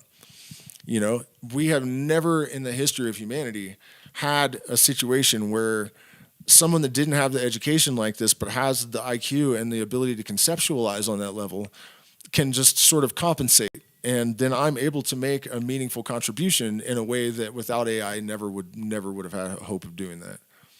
You know, for me to actually learn advanced, equations in physics at 46 is, and that doesn't mean I'm not studying mathematics. I am. I'm self-educating myself as much as possible. But there's a lot to that, and I do a lot of things, right? So the point being, we have all these catalysts coming together. And my opinion is that we need to avail ourselves of all of it and become the Ubermensch of Nietzsche, We have the access to tremendous amounts of information. Now we have ways to extend the computational processing capacity of our minds in a way that's absolutely unparalleled. And then we also have access to the psychedelics. And the difference is that in the 1960s, right, the boomer generation didn't know what they were doing.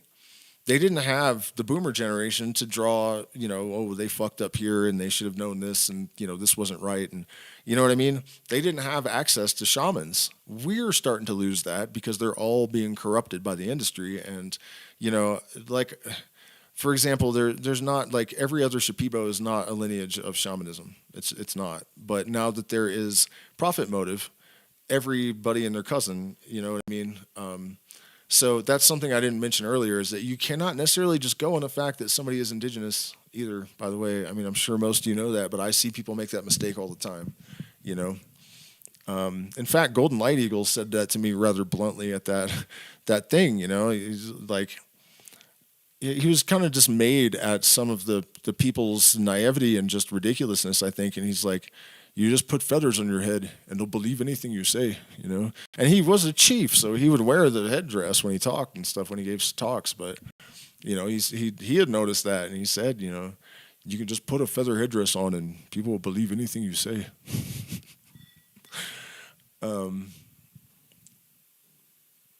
Yeah, I mean, that, and that's one of the reasons that my message maybe doesn't get a lot of traction, because I don't think people want to hear that you need to understand psychology. You need to learn to self-psychoanalyze. You can't just drink ayahuasca and think that now that you believe spirits exist that may or may not even be there, could just be voices in your head that you're interacting with, now you're somehow liberated and illuminated, and yet, I'll give you one example of a interaction, two examples I've had of interactions with people here that run retreats lately. In one case, there was an advertisement for a ceremony with Noirau, which is a legendary tree that may or may not even exist really, because it's not a specific tree species. It's a reference to the bioluminescent fungus that grows on the leaves. And so there are at least 3 different trees that different supposed lineages, original lineages of Noirau, in the Shipibo alone claim are the tree. So which one is it? It's not all 3 of them. They just all have this fungus growing on them. So there's that, the water's already murky, but one of the most renowned is the Mahua lineage. And when I lived in Pucallpa for a while, I got to know one of them. His reputation for being a bit of a bruja, but also a miraculous healer. So I never drank with him because he had a mixed reputation. But at any rate, the family is very well known for being associated with the Noirau. And it was his nephew that was the shaman at this thing. And I recognized him, and I had a group with me, and I was like, you guys want to go to this? Because I'm really curious about Noirau. I had one experience with the tree, or at least the bioluminescent leaves, in the jungle very early on. And I know that it's supposed to catalyze illumination on like a Buddha level sometimes with your first interaction, but you're supposed to do a long dieta first, right? So I thought that was a little bit odd that there's no dieta, and it said on the thing, you come, we'll serve this Noirau tea. And I go, and the woman that is organizing the ceremony, you could tell she was a recently, Matrix discharged yuppie for sure. Those vibes hard. But when I went up to talk to the shaman about what I was trying to achieve that from the ceremony, I said, well, what about the Noya Rao? And she said, oh, we're not actually serving Noya Rao, but for $6,660, you can come and do a dieta with it. And I realized that they actually lured us here under false pretenses in order to try to sell these expensive dieta packages. But when I brought it up, the shaman looked at me like, what the hell are you talking about? So she had tricked the shaman into deceiving people, basically. It wasn't his fault. He was amazing. It was the best Ikaro I've ever heard in my life. Not only that, but it was up there with maybe the most extraordinary musical performance of any kind I've heard from anyone anywhere. It was bluesy and technical, and it was just insane, crazy, crazy, crazy. So he was amazing, you know. Then a few weeks later, I was at a store that's almost like a head shop. They literally sell bufo and mambe and all of this sort of plant medicine stuff. And it's fine, it's not a bad place. But this lady came in that's a really well-known retreat center owner here. And she asked, do you guys have any Noya Rao tincture? And I was like, what, lady? You can't be serious. You're not just walking into a store and like asking them if they have. No, they don't have Noya Rao. Like, who are you? Why would you even, if you did buy it, it would almost definitely be fake. And then I was like, yeah, you realize that that's like, kind of iffy anyways. And even if not, like, why would the store? And she's like, I'm a retreat owner, as if that like gives her credibility somehow, And then it hit me like, wow, people are paying this woman probably $7,000, $8,000, $10,000 for 3 weeks. 6 weeks maybe. And she doesn't even know where this medicine is coming from. She doesn't know if it's real. And when she ran out, she's literally just walking around town looking for tinctures of a plant, a tree that, of the one that is most likely the actual Noya Rao, there's like 9 of them in the entire Amazon. This is a retreat owner doing this. And she acted like I was just the most disgusting piece of shit she'd ever seen in her life, when I pointed out that like this doesn't really make any sense, And then on her way out, this hippie's like all this, blank and like, would you like to play my drum? And she's all sure with this like fake saccharine, grabs the drum and starts playing and like yodeling in this like wretched, like horrific attempt at an Ikaro. Absolutely disturbing. And part of the reason I'm getting into all this, I guess, I don't know if this came from nowhere or not. Like I said, I didn't get a lot of sleep last night. But this is becoming the standard. This is like normal. Throughout Iquitos, Pucallpa, here in Pisac, really all of the major plant medicine places that I've been have been told, we call them gatekeepers. They have the money to hire the shaman, and then they're between the authentic seeker and the shaman saying, no, you have to pay me. I literally have had people, right? I messaged someone trying to get a hold of Carlos Jimenez, who is the Combo. He's actually from the original lineage, the Matsis tribe that discovered Combo. And he comes to our retreats when we have them to administer it for people. And I messaged him, and somebody else contacted me and was like, oh, hey, it was public. Like I think I was trying to get his contact. This was like a long time ago. I was trying to get his contact, and I commented that publicly or something. And someone else answered me and was like, hey, if you want to talk to Carlos, like you can go through me. And you know what I mean? I was like, who are you? His agents or something? What is this crap? And he contacted me directly. But this, that's what it's like. It's just, this is not the direction that this thing needs to go in, And again, I'm not really trying to pick on people, but I am interested in connecting with like-minded people and, contributing what I have to offer, so that other people can emanate this kind of authenticity, really, I guess, is the only word I can think of for it, to try to counteract this hijacking of what is one of the most important elements of our existence right now, Ayahuasca does, to an extent, have a mind of its own. It really does seem that way. But at the same time, if you don't have the proper orientation going into it, it's not going to guarantee that you don't become one of these narcissist New Agers. You know what I mean? Well, you have to already be that going into it. But you guys know what I mean. It's no guarantee of efficacy just drinking it. It requires so much more in terms of like state of mind, and it has to go so far beyond. Like, okay, here's another example. People drive me nuts when they comment that I should just talk about plant medicine and don't ever mention politics. Start your own channel, first of all. Second of all, that's not what it's about. Ayahuasca is a tool amongst a whole lot of other tools to try to help us to stabilize ourselves, to make ourselves conduits, hollow tubes to bring down fire from heaven, and to be able to be the light we wish to see in the world and all that stuff. But that is just one element, it's just an equal part of learning psychotherapy and, self-development, all kinds of other ways. Yeah.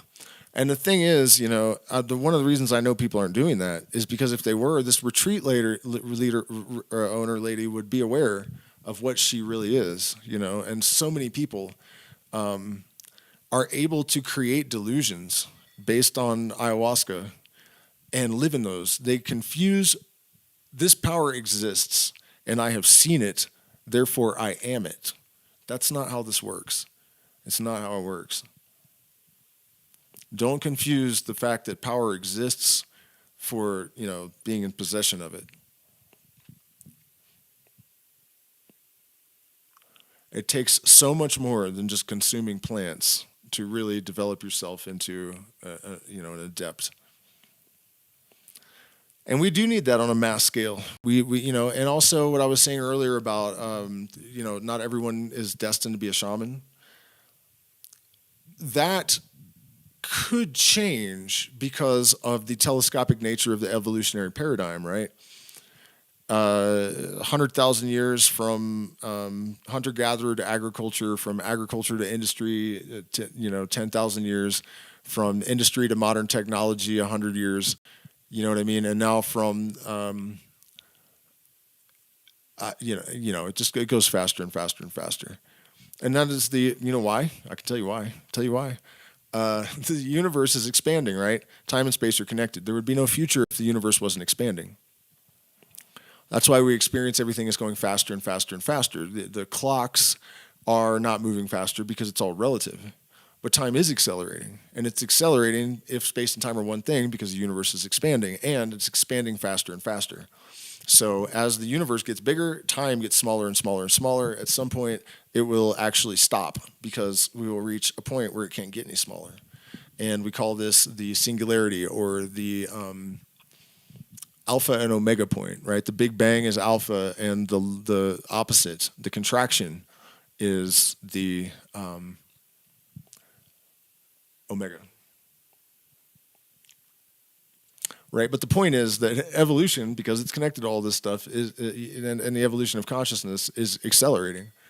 So we are maybe in a position where shamans can start emerging from all over the place, and they have to, in order to make the rest of our ride on this planet possible, even much less pleasant.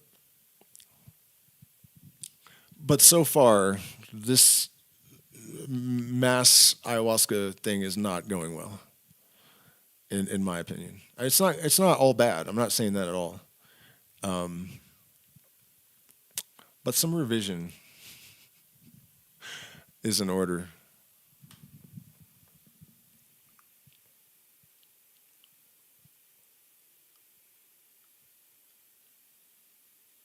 Hello, Heather. Does anybody else have any questions or comments for me? I mean, not comments, suggestions.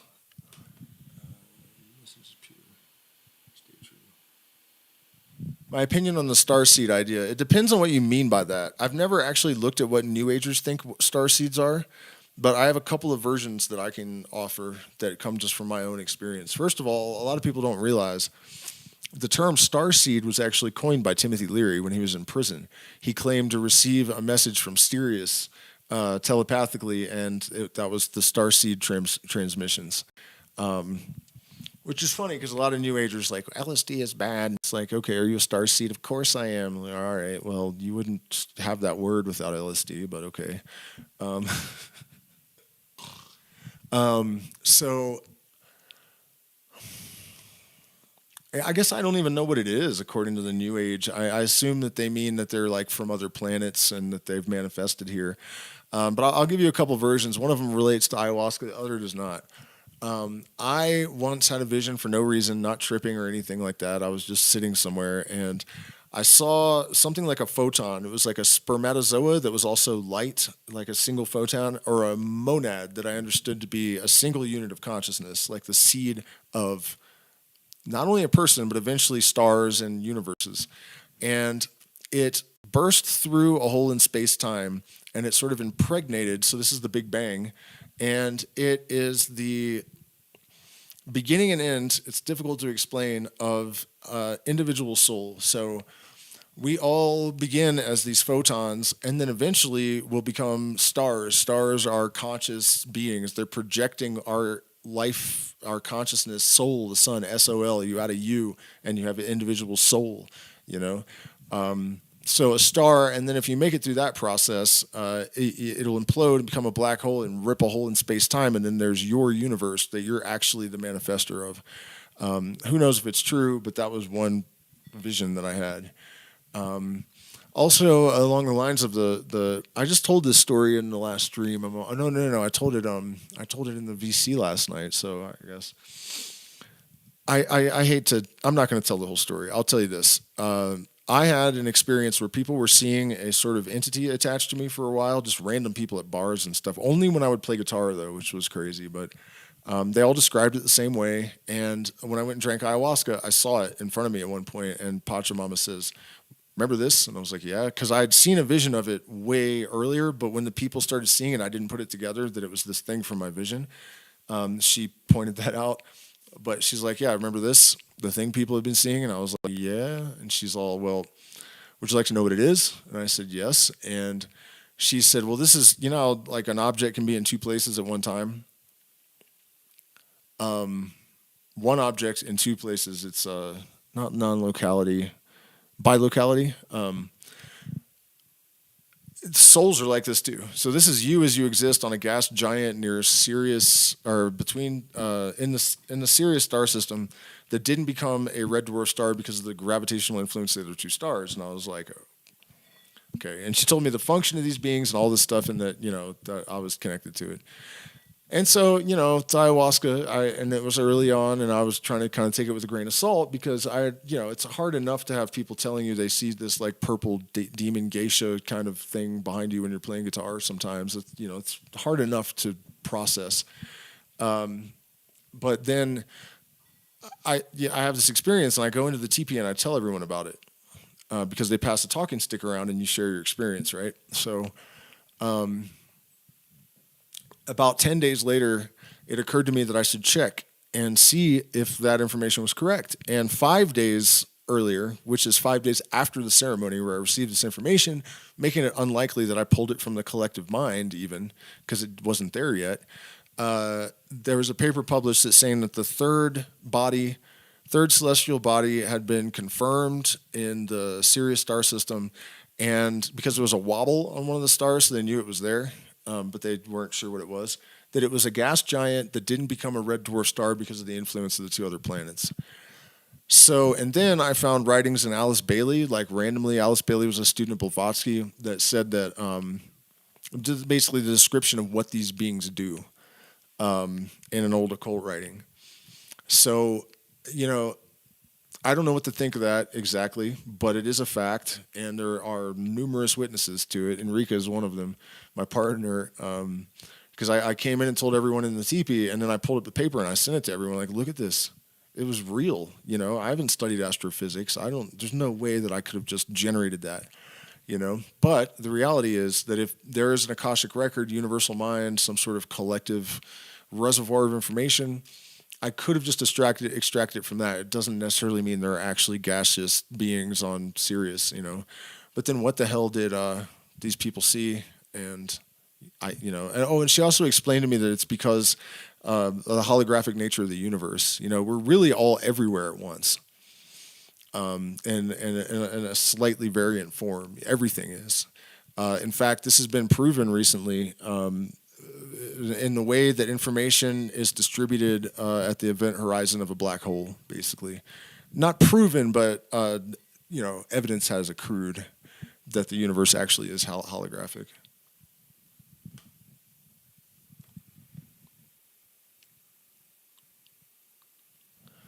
Does anyone else have any questions or? By the way, you guys, do me a favor, hit the like button, share, subscribe. Consider becoming a patron. We are demonetized, so I rely on the community for support. We've had some trials and tribulations recently, and I really appreciate everyone that has provided support so far.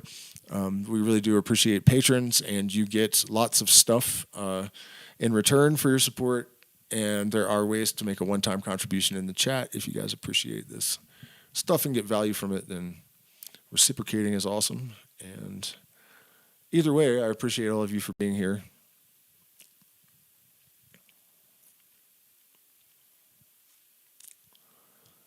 Neutrality is a difficult thing for people, I've noticed. People don't want to be in the mystery. They want to be in the know. That's not being in the now. You don't know in the now. Right now, you don't know, and you're not gonna, No matter what the subject is, no matter what it is, you will find that if you really are honest with yourself, you always end up with two possibilities. You're never going to solve any of these mysteries with 100% certainty, right? I have had memories from another person's life that I am 100% positive are 100% accurate. There are many witnesses to all of this. A lot of people have seen weirds. There were coincidences and synchronicities suggesting that this was the truth. People on the street have recognized me as this person. People in medicine ceremonies have recognized it. There was a woman from Russia that I wouldn't say barely spoke English, but she read only once one of this guy's books, and it's not his personality. And in Russian, 20 years ago, and she identified me as this person. Nevertheless, despite the fact that I even have done things that are, straight out of his life, like the same patterns unfolding and stuff, same exact stories at the same age and stuff. There are other explanations. You hear about people in India that have scars and memories of things, and they're all from a small village, and we know that where everyone's related, and we know that genetic memory is real. It's not proof of reincarnation. It just isn't. My experience is we're both English. We can have common ancestors. You can remember your ancestors' memories, not proof of reincarnation. If there's an Akashic record or a collective mind, not proof of reincarnation. Archetypes, right? Archetypes are a form of symmetry. So symmetry in your being and in your experiences between you and another person, totally grok without invoking reincarnation. These mysteries are not meant to be solved, and you're never going to have an answer for sure one way or the other, no matter what, if you really learn to think, And that's one of the reasons that people have spread this belief that in order to have spiritual knowledge, you have to abandon reason and critical thinking and whatnot. That is completely insane, and it's absolutely terrible advice. That's not how it's done. That is the kind of things that cowards say because they're trying to convince themselves they believe in things that are comforting to them, not because it's true. It's not true. It's absolutely not true. In fact, the mystery schools, what they were teaching is that it's a science, it's a sacred science that you can get a lot from observation of nature and from experience and studying geometry and mathematics and taking psychedelics and all of these things. But the element of mystery is always going to be there, and it's something that you have to learn to accept and to live with in order to remain in a fluid state. You don't want to crystallize into a static entity. You don't want to do that. It is not the strongest that survive. It's the most adaptable. And fear of the unknown has driven men into the systems prepared for them by philosophers and the founders of religion, as if they're fleeing a dark and frightening jungle into a well-lit, commodious house, and people have been burnt at the stake for questioning the color of the door or the shape of a window. Weary with much wandering in the maze of phenomena, men have rushed into these systems, and if you try to tell them that the house isn't even there, even if it's true, they'll still see a house. And so for a true mystic or someone that's really pursuing the truth, the courage to remain in that state of flux, in a labyrinthine flux, is an absolutely essential component. And this rigidity of personality and belief structures that humanity has inculcated in itself from fear complexes needs to be destroyed. And it is uncomfortable, but very rewarding. I can't even remember how we got on this subject. I don't know if someone asked about reincarnation or something, but you never come to any absolute. Oh yeah, that's where I was going. Belief is the death of intelligence. Belief is the end of development. You have to stay in a state of curious, open-minded, vulnerable, chaotic receptivity. You can know yourself. And this is why that is the imperative of all the mystery traditions, and all of the smartest people ever have said, you have to know yourself. The first prerequisite, what is it? Ergo cum cognito or something? Ergo cognito sum, I think.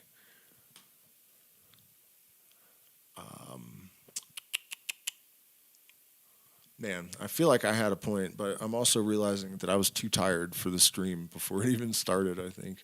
What's your opinion on Neville Goddard? Never heard of him? Does he? No. What happened to my other chat? Well, you guys wouldn't know. You're not here. Yeah, I still don't see any more questions, you guys. Where was I going with this? I feel like it was important, and I got kind of sidetracked by what was meant to be just like a little, supportive correlation that ended up being its own subject. Oops.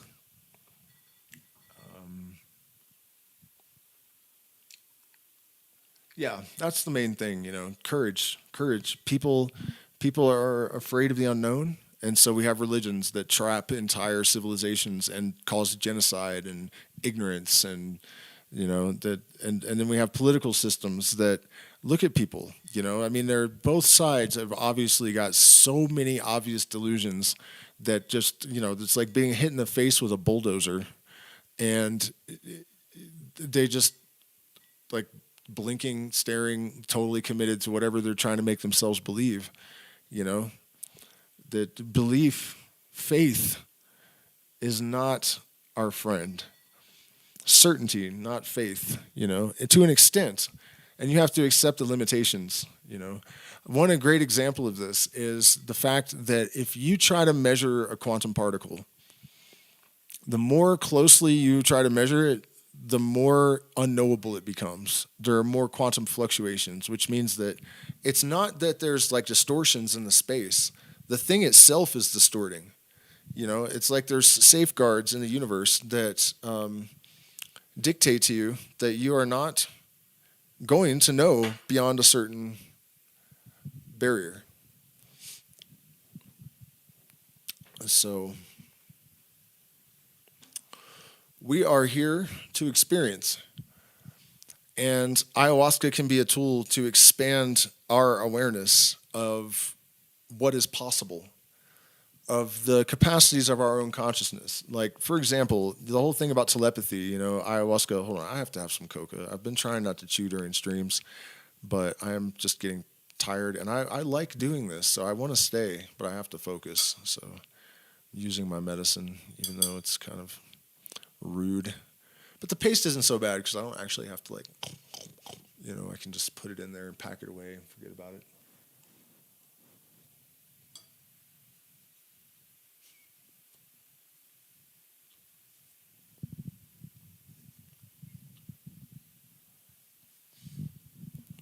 This is something I really kind of glossed over tonight, too, I'm realizing.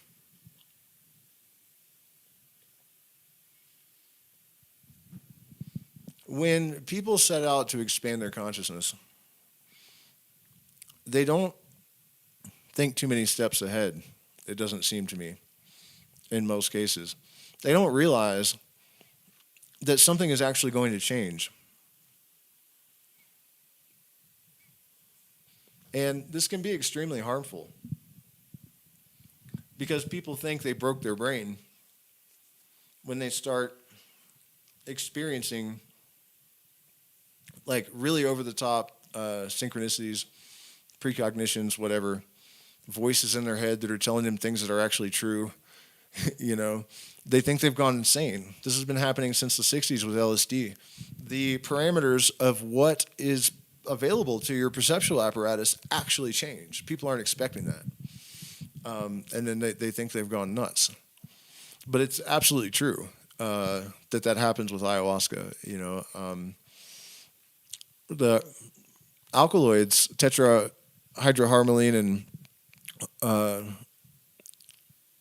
harmaline, and others. There's a bunch of harmalas in the vine, really.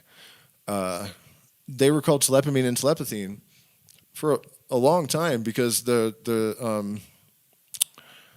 explorers like Sir Walter Raleigh and all sorts of ethnobotanists later, but earlier anthropologists that were down in the jungle working with uncontacted people that couldn't have seen the pyramids or the Eiffel Tower and stuff. There's all kinds of documentation of these shaman being able to drink ayahuasca, and they're like, well, prove to me that you can really do this. And so they disengage from their consciousness, from their meat suit, and go, they become part of the electromagnetic field and zip around. And then, well, there are these big, giant, like triangle-shaped things in the desert. They're really, really big, or describing the Eiffel Tower on one occasion, a specific street corner in China. All sorts of stuff like this. There were actually experiments done in 1963 by masters in Houston where they had people drink ayahuasca and try to describe these really abstract, insane drawings of like people skiing down hills that are on fire with a UFO and they were like 99% of the people got them perfect. It's wild to me that there hasn't been more focus on this in the ayahuasca community. And I think part of that is in the interest of trying to rehabilitate perception. People don't want to associate us with like flaky, muddle-headed mystic types, so they're trying to downplay that. I don't think that's a mistake. And I know it personally because I've had DMT entities without ayahuasca even. One told me a specific amount of money and who sent it, and my phone beeped as soon as the vision faded, and it was that person letting me know, and it's not like she sent me money or before I asked her for money or nothing at all. She just did it out of the blue and had never done, what I mean? I had no reason to have that thought. And lots of other stuff. I was told by ayahuasca that my partner would have my babies, and the only one that exists so far is downstairs.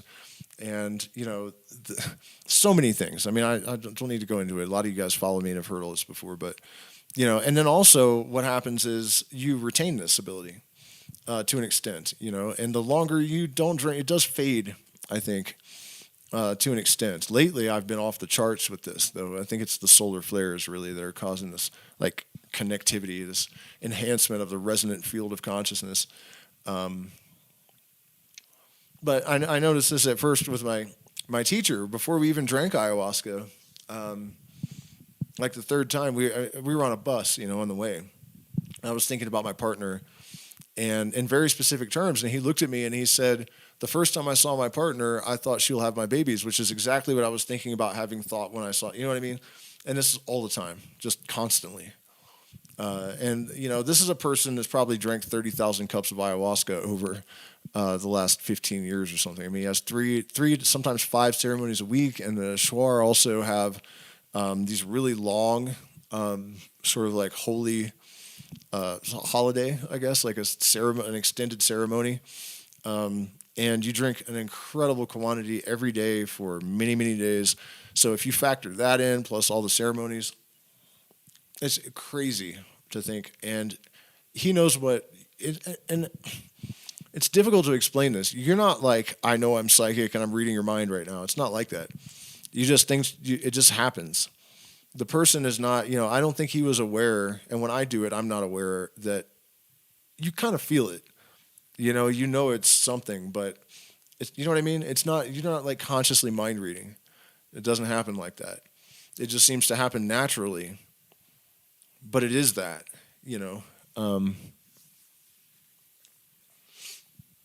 And ayahuasca has also shown me that the pineal gland is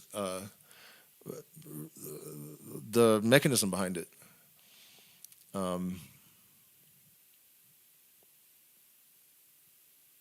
Yeah, so that is an underserved area of study, I think, this time around. It's so fundamentally important, I think, to experience for people for real. You don't want to just believe in things. You shouldn't do that ever. You should always have a reason to believe in things. And the reason that these kind of experiences are so important is it's not just the experience. It's not just knowing that telepathy can happen, although we could use that. I think enhanced telepathic capacities would come in handy, especially in the case of a revolution, right? But it's because it is proof of our interconnectivity, and that's really the reason for these experiences fundamentally. Not only are we trying to improve our navigability, our ability to captain our ships, our own ships, but this experience of the universal mind in whatever form it happens transforms people for the better, and I think that there's a huge difference between even meditation and having an experience of being part of the net of being, and actually exchanging telepathic thoughts with people. It's proof, and it's not the kind of proof that we necessarily can document because it's still in the realm of the subjective. But by the way, my community is working on some experiments in things like telepathy, and I'll actually talk to you guys a little bit about that right now. You can join the Discord for free, but you have to be a $10 tier or higher in the Patreon in order to join the Discord chats, except every once in a while I'll let everyone in. But for the most part, it's the $10 tier and higher. And I had an experience a few weeks ago where I noticed that tons of people in our community were having really intense dreams, waking up tired, body aches. Everyone was talking about it without having heard it from anyone else yet. Like somebody posted in the Discord. I said something to my partner, or I was going to, and she beat me to it. And then people sent me messages directly. It was a lot of people for sure that were having this experience. And it was enough that people were talking about it. And so what prompted me to do that actually was this really insane experience where I shot an iguana with an assault rifle in a dream and its partner attacked me. And then I woke up and I actually turned on a video trying to kill my alarm clock. And it was a cop raiding a house. And he said, "Are there any dangerous iguanas in here that are going to attack us?" And it gave me the thought of dream incubation, right? Which we're actually calling dream syncubation. With the enhanced solar activity, we're having all these solar storms and whatnot. It's not just me, Rupert Sheldrake and a lot of other people are also on board with this, but that has an effect in terms of our consciousness.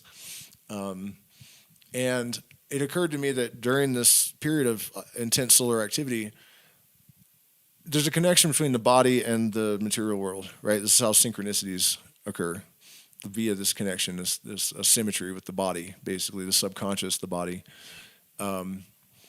And it occurred to me that our ability to implant things in dreams and then to have them manifest in some way in the waking world is probably enhanced.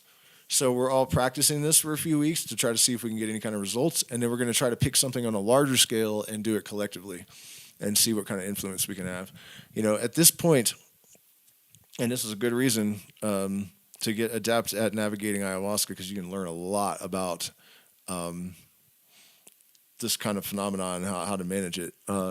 But at this point in history, we have Harvard reviewed scientific protocol research that got the highest possible rating for their protocol that showed that consciousness can, in fact, change the trajectory of photons and influence random number generators that work on atomic processes. The reason that's important is that I doubt you could do it with just a regular digital one. And it's evidence that consciousness is actually a phenomenon that's generated by quantum processes, which of course it is. I mean, where was I going with this, though? It was important. Yeah, so we know that this is real at this point. That magic is to some extent real.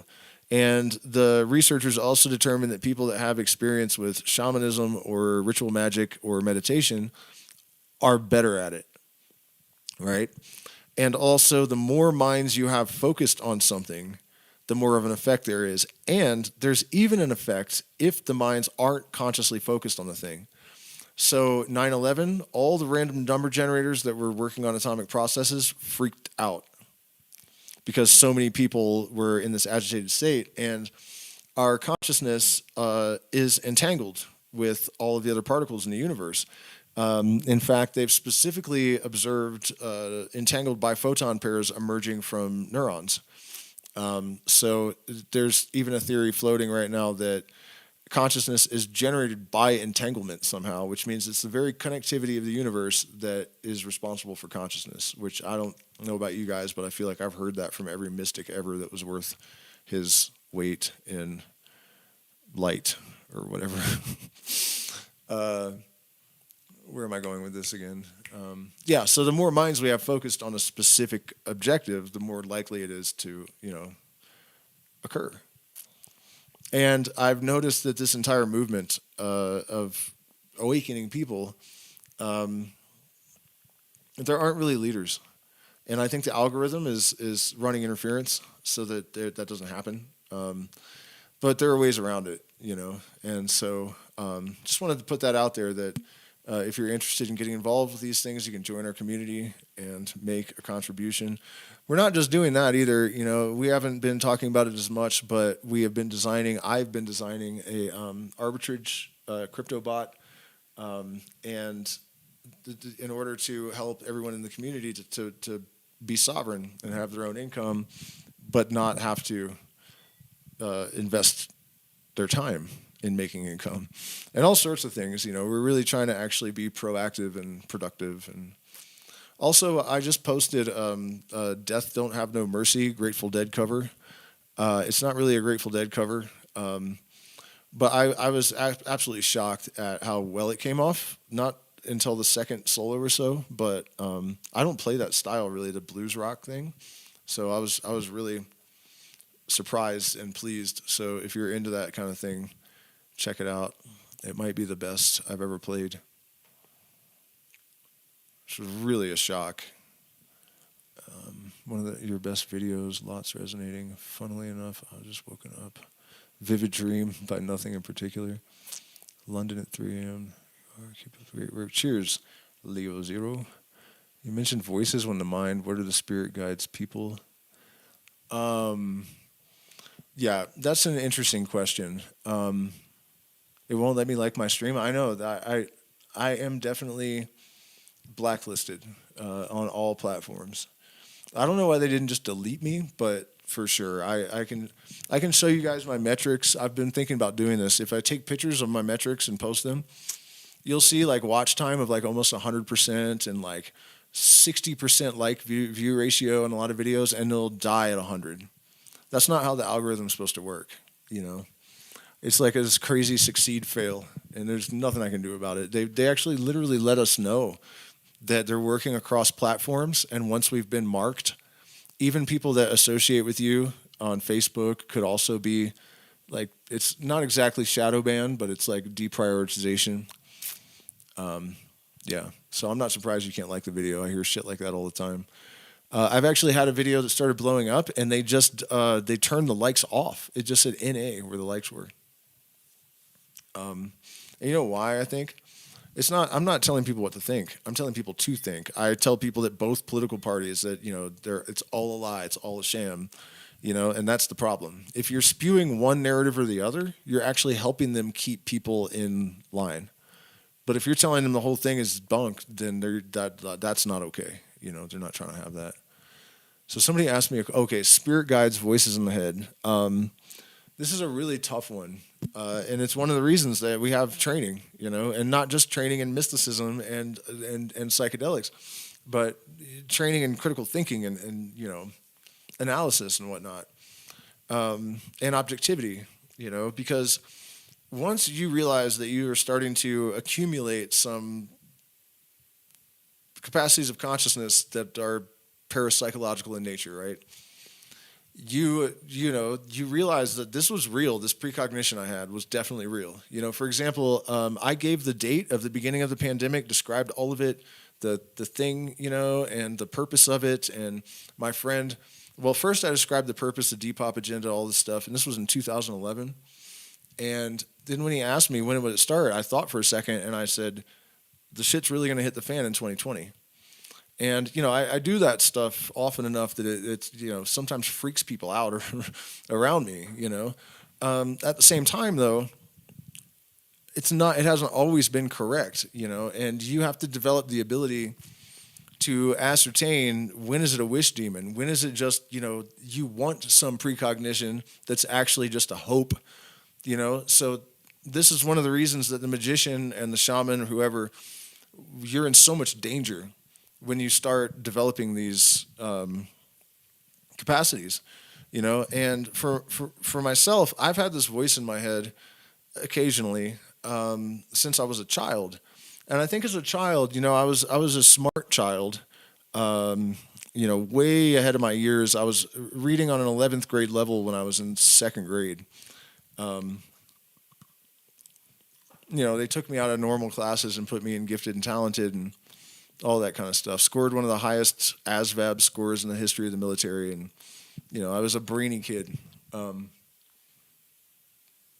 I was aware that children have imaginary friends and stuff. And I don't think I really thought too much about it.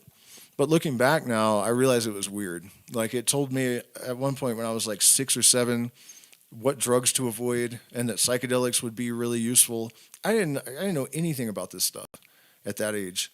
But, you know, I looking back, all this stuff that this voice told me was always true, and it was always good advice. Unfortunately, I ignored almost all of it because I didn't realize it was real. And one of my suspicions about it is that if reincarnation is real, then I established the knowledge of knowledge and conversation of the holy guardian angel, and that's Crowley's way of talking about it, however you want, higher self, whatever, in a previous life, and so I still had it as a child. Not saying I believe that, I'm just saying that's one of the theories I'm floating. And, you know, even, I don't want to say doctrinal stuff, but for example, one day I was in my backyard, same age, 7 or so, and I was looking at this ant, and that same voice was like, before the end of time, you will have experienced an entire lifetime from the point of view of every ant, every blade of grass, everything in the universe is sentient or is aware. You know, probably didn't use the word sentient because I wouldn't have understood it, but, you know, everything in the universe is aware. And before it's all over, you will have lived an entire lifetime from every single ant point of view, every person, you know, everything, stars. And looking back as an adult, I didn't have any influences around me that were talking like that. I didn't have like a new agey aunt or something. Like, there was nothing but rednecks and white trash and bullet holes in the window and stuff. Like, it does not make any sense. And I didn't realize that until much later, you know. And also when I got older, and that voice is still popping up every once in a while, and it's never wrong. Like, it's always true. I can't summon it. I can't just summon it. But and I swear to fucking God, in my entire life, it's never been wrong about anything. Not once. And the problem is, though, when I really started to realize this, I did start to, I would almost say, choose to believe that my own thoughts were coming from that place when they weren't sometimes. So I went through kind of a period of like chaos during the accelerated development portion of this journey that I call the Phoenix process, you know. And it's luckily, you know, as hard as it was for me, I guess, having been relatively advanced at this kind of thing for a long time, you know, starting unusually young, as difficult as it was for me, I understand why people lose their minds a lot. in this process. It really is the reality. There are different names for it, like crossing the abyss or the dark night of the soul. And there's always a breaking down of the mind in a certain kind of way. The anthropologists actually have a term for it, essential schizophrenia. So it's not schizophrenia in the traditional sense. It's similar, but it's not really a disordered mind. It's difficult to explain. But yeah, I mean, Robert Anton Wilson has written about it. It's just, if you know about initiation traditions, you know what I'm talking about. This is everyone. As far as I can tell, there's no exceptions. And so during that process, if you don't figure out how to tell which is which and who is who, you're not going to progress beyond that. You'll either go insane, which is what happened to Charles Manson, right? He did achieve a high level of illumination. People have noticed. But there's a phase in that process where particularly men, women occasionally do this too, but particularly men believe that they are specifically the Most High God. And what's really going on is you're realizing that you're a fragment of this one consciousness and that you're sovereign and equal to it. There's no hierarchy in that way. But then you think that you are specifically that. You are the one true God. And this happens to a lot of men, and you're supposed to think your way through it. Charles Manson never did that. He got stuck there, So what I'm getting at is that the idea of channeling, spirit guides, all of this kind of stuff, for the most part, it's dangerous and unhealthy, and it's not real. That's my opinion. There are cases where it is authentic. And I don't know what it is. I can't honestly tell you what it is. There's no way for us to know whether a voice in our head, I don't care what it knows, is just some part of our mind or not. There's no way to know, just objectively. So I guess I don't know exactly what you were asking about the spirit guides and voices in your head.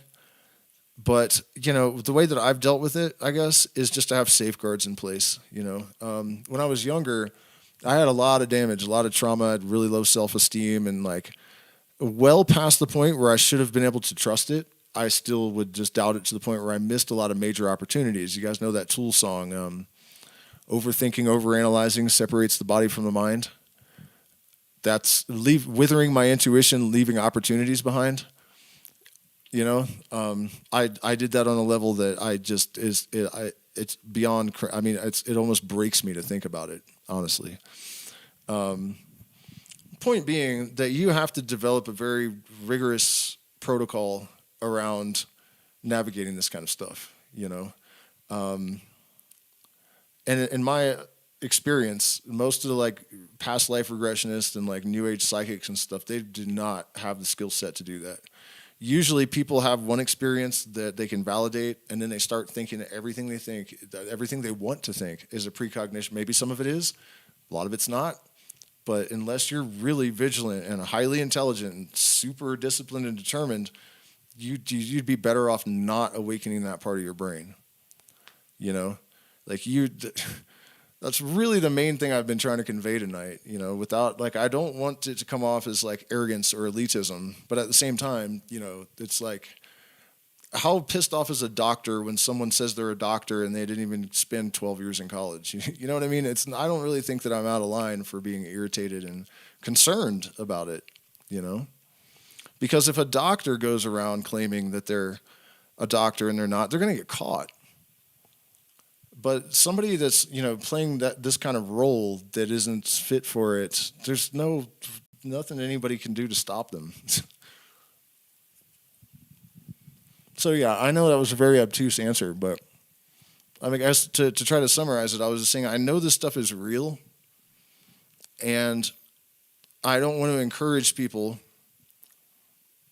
to pursue or to embrace it. Too much enthusiasm without enough wisdom, right, is deadly, especially when it comes to this kind of stuff. So, yeah, that's all I can really say about that. I mean, part of the reason I'm choking right now is just thinking about how much I went through trying to sort all that out, and listening when I shouldn't listen, and not listening when I'm good. Now it's been a long time. This was 10 years ago that I kind of had to learn to really navigate it, because I mean, you guys get it. It's just a weird fucking thing to live with, And in my case, I'm just so determined to actually pursue truth, right? Like, I'm not interested in coming up with comforting beliefs for myself, or, I want to know for sure whether things are true. And so I've created a very rigorous process for keeping myself in line with truth. So I don't know if I finished my sentence earlier, but what I was going to say is that, the protocol is really basic and simple. Like, if you want to test this stuff and not go off the rails, the only rules you have to have is that if it's harmful, you can't entertain it, and you just have to set boundaries so you don't take chances that are so big that you can't recover from them. I took some huge ones to prove it to myself. In one case, I decided that I wanted to talk to Danny Carey, the drummer from Tool, because he was studying the same kind of stuff his whole life, and I figured as a millionaire rock star, he had access to information, and people and doors were open to him that aren't open to me. And for some reason, I just knew he would talk to me. So I did not stalk him. I didn't hunt him down. I also I wanted to prove that this thing that I had was real. And so I told some friends and brought my girlfriend. I didn't want to bring her. She spider monkeyed me, like wrapped her arms around my legs, and I had to drag her out to the car. But I'm glad I did in the end, because I had a witness. I just drove straight to LA, got stuck in Vegas for 3 days, and then the timing was exactly perfect. So I arrived at this place called the Baked Potato about 20 minutes before Danny Carey got there, and I did end up talking to him at the end of the night. Stuff like that I did to test this, that I really wasn't in a position to push it that far. And the whole time I was thinking, this is stupid. There's no way that this is actually going to work, that I'm just going to somehow, I mean, my plan was to use nothing but my consciousness to just go there and see. And I was totally halfway expecting to fail. And the only help I got when I actually had landed in LA, a girl that was connected to the band actually called me and said, because I told her, we were good friends, and I told her, she wasn't connected to the point where she could set me up with a conversation, though. She was sleeping with one of them, to be blunt. Anyways, I went into a Best Buy, and she called, and I was 3 exits away. So, and then on another occasion, I was called by that voice to go out into this field and do a solar ritual. And I didn't know any solar rituals. I was not really sure what I thought of magic, and I didn't really want to play along. I felt silly. So I tried to go, I spun on my heels to go back, and I got this weird text message basically telling me that I needed to go out and the sun was setting and I needed to hurry up. And it was from the singer in my band, and later he told me he had no idea why he sent it. So I went out to the rock and did the ritual, and long story short, the next day I went to the gas station, and I saw in the newspaper that the biggest solar storm in human history had occurred at exactly the time I went out to do that solar storm. So I'm not saying, I do the ritual. I'm not saying I caused it. I'm saying that whatever was in my head knew it was happening and wanted me out there to absorb whatever was, So just giving a couple of examples of, I know that this is a thing, but you have to be extremely careful and respectful of this kind of phenomena. And what I see at large in our culture in regards to it is not good. It's not healthy. People, it's just sort of an entitlement. They think just because they exist and they have a huge ego, that as soon as they wake up, they're just suddenly a mystic shaman that can channel. And one last thing about this, I know I've been kind of rambling, but one last thing about this. In the mystery traditions, if you're going to attempt to channel some intelligence, right? And honestly, we don't really think that they're objective intelligences. Even Aleister Crowley, in 2 of his books, he wrote as if these things were real most of the time because it's convenient. But he literally said, like, the demons of the Goetia are just parts of the human consciousness that, you know. Actually, he was recognized by the Crown as the 42nd most important Briton of all time for mapping hitherto unknown portions of human consciousness. He also said that when we talk about angels of spheres, you know, Zephaniah and the sun or whatever, that they're not real in the same way that the IRS is real, you know. But anyways, there's a protocol that takes years and years of training for you to identify what the source of this voice is. Like if you go out on the astral plane and go journeying around and you encounter some entity that claims to be whoever, how do you know? How do you know what you're dealing with? How do you know it's not Satan himself? Couldn't Satan come as an angel of light? Isn't that what we were told? How do you know? You know? You're just going to hear some voice in your head and just trust that it's who you think it is. You have no training in anything. You just like, you know, it's scary. It really is. People just do not have the respect for this kind of, I don't know what to call it, these practices. But yeah, I mean, you know, you learn that on the astral plane, symbols are living entities. And you learn to use symbols. You can use language, different languages, but you have to be aware of these different languages that are used to try to identify these entities and whatnot. You don't just sit down as like a new age housewife and like channel things and think that's okay. That's not, it's not. Luckily, most people aren't really doing it and they're just imagining it. Luckily, really. Good evening. Liza, is it? Lisa? Can a brujo take over someone's mind? For sure, man. For sure. Yeah. I mean, you don't even have to be a brujo. All that is required is that you have a stronger mind than someone else. Ayahuasca is DMT extended release, but it's more than that because it slows down the experience. It turns it into a navigable space. And also, I don't generally have the narrator.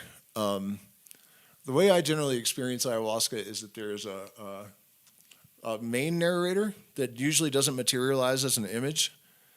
And then there are all these other entities that are just more like assistants or something, you know. And they usually don't have much to say.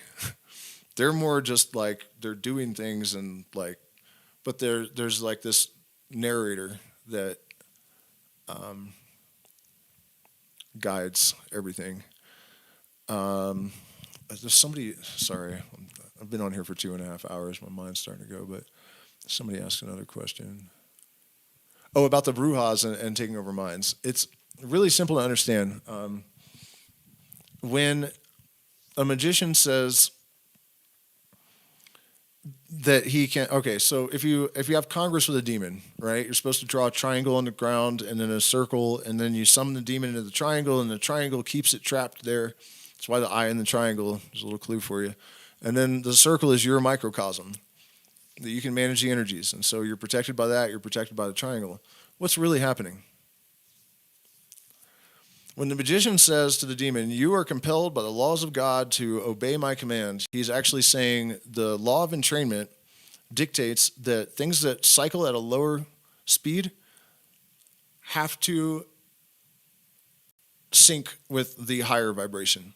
This is why dogs are subservient to us, you know, but that's the truth. That if something is cycling at a slower pace, something of a like nature, like if you put 2 humans in bed next to each other, eventually their heartbeat will sync. Electrical lines do it, clocks will do it eventually, you know, anything with a cycle, a pulse, including human minds. And so this is one of the reasons I'm always telling people, like, if you do this work yourself and elevate yourself, you're drawing the entire net of consciousness. The effect may be subtle if it's just one individual, depending on how developed you are, but it is a thing. You're affecting the entire net of being with every thought, every gesture, entanglement, entanglement. Everything is instantly responding to everything else.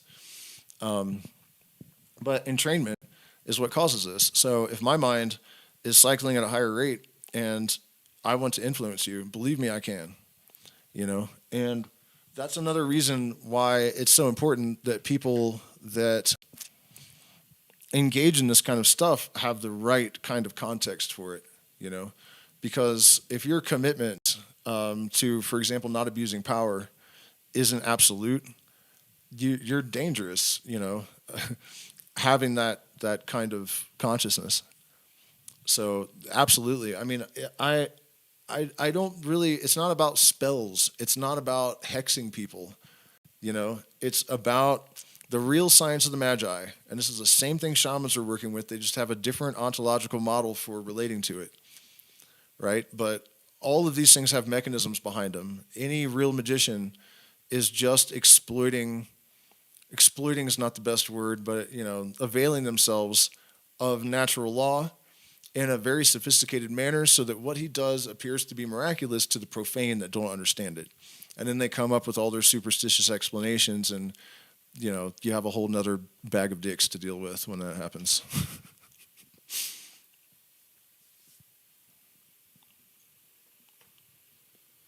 In regards to what to make of a voice or entity, I mean?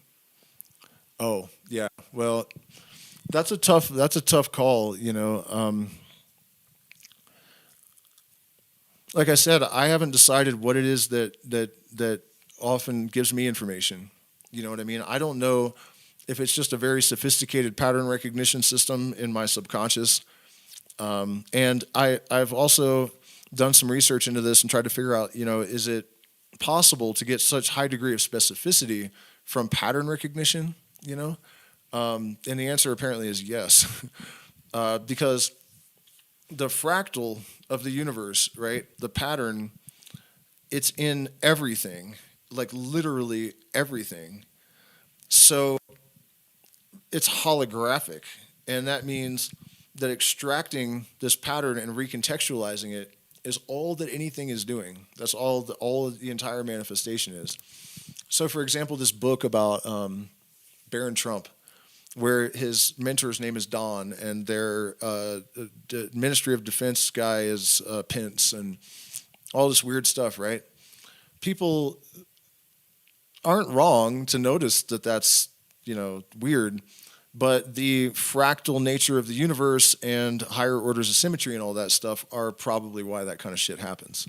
It doesn't mean it's meaningless. It's not, because the fractal is truth. The underlying algorithm that we call Fibonacci is truth. It's not that it's not. Understanding the mechanism does not invalidate the phenomenon, I guess is what I'm trying to say. People struggle with that. They get mad at me for trying to explain all this stuff, but it's like, that's what I'm fucking here for. Sorry. Can't help it. I think it's awesome to be able to understand, how these crazy ass things work. And also, I think it's super important that people develop a more holistic understanding of the universe. And the best way to do that is to format it so that the muggles can process it. I mean, makes sense to me. Bridge building. All right. Do we have any more questions or comments? It has seriously been almost 3 hours. So, one of my best videos. I appreciate that. Yeah, I feel like I've been scattered, but also sort of on point. I don't know. It's weird.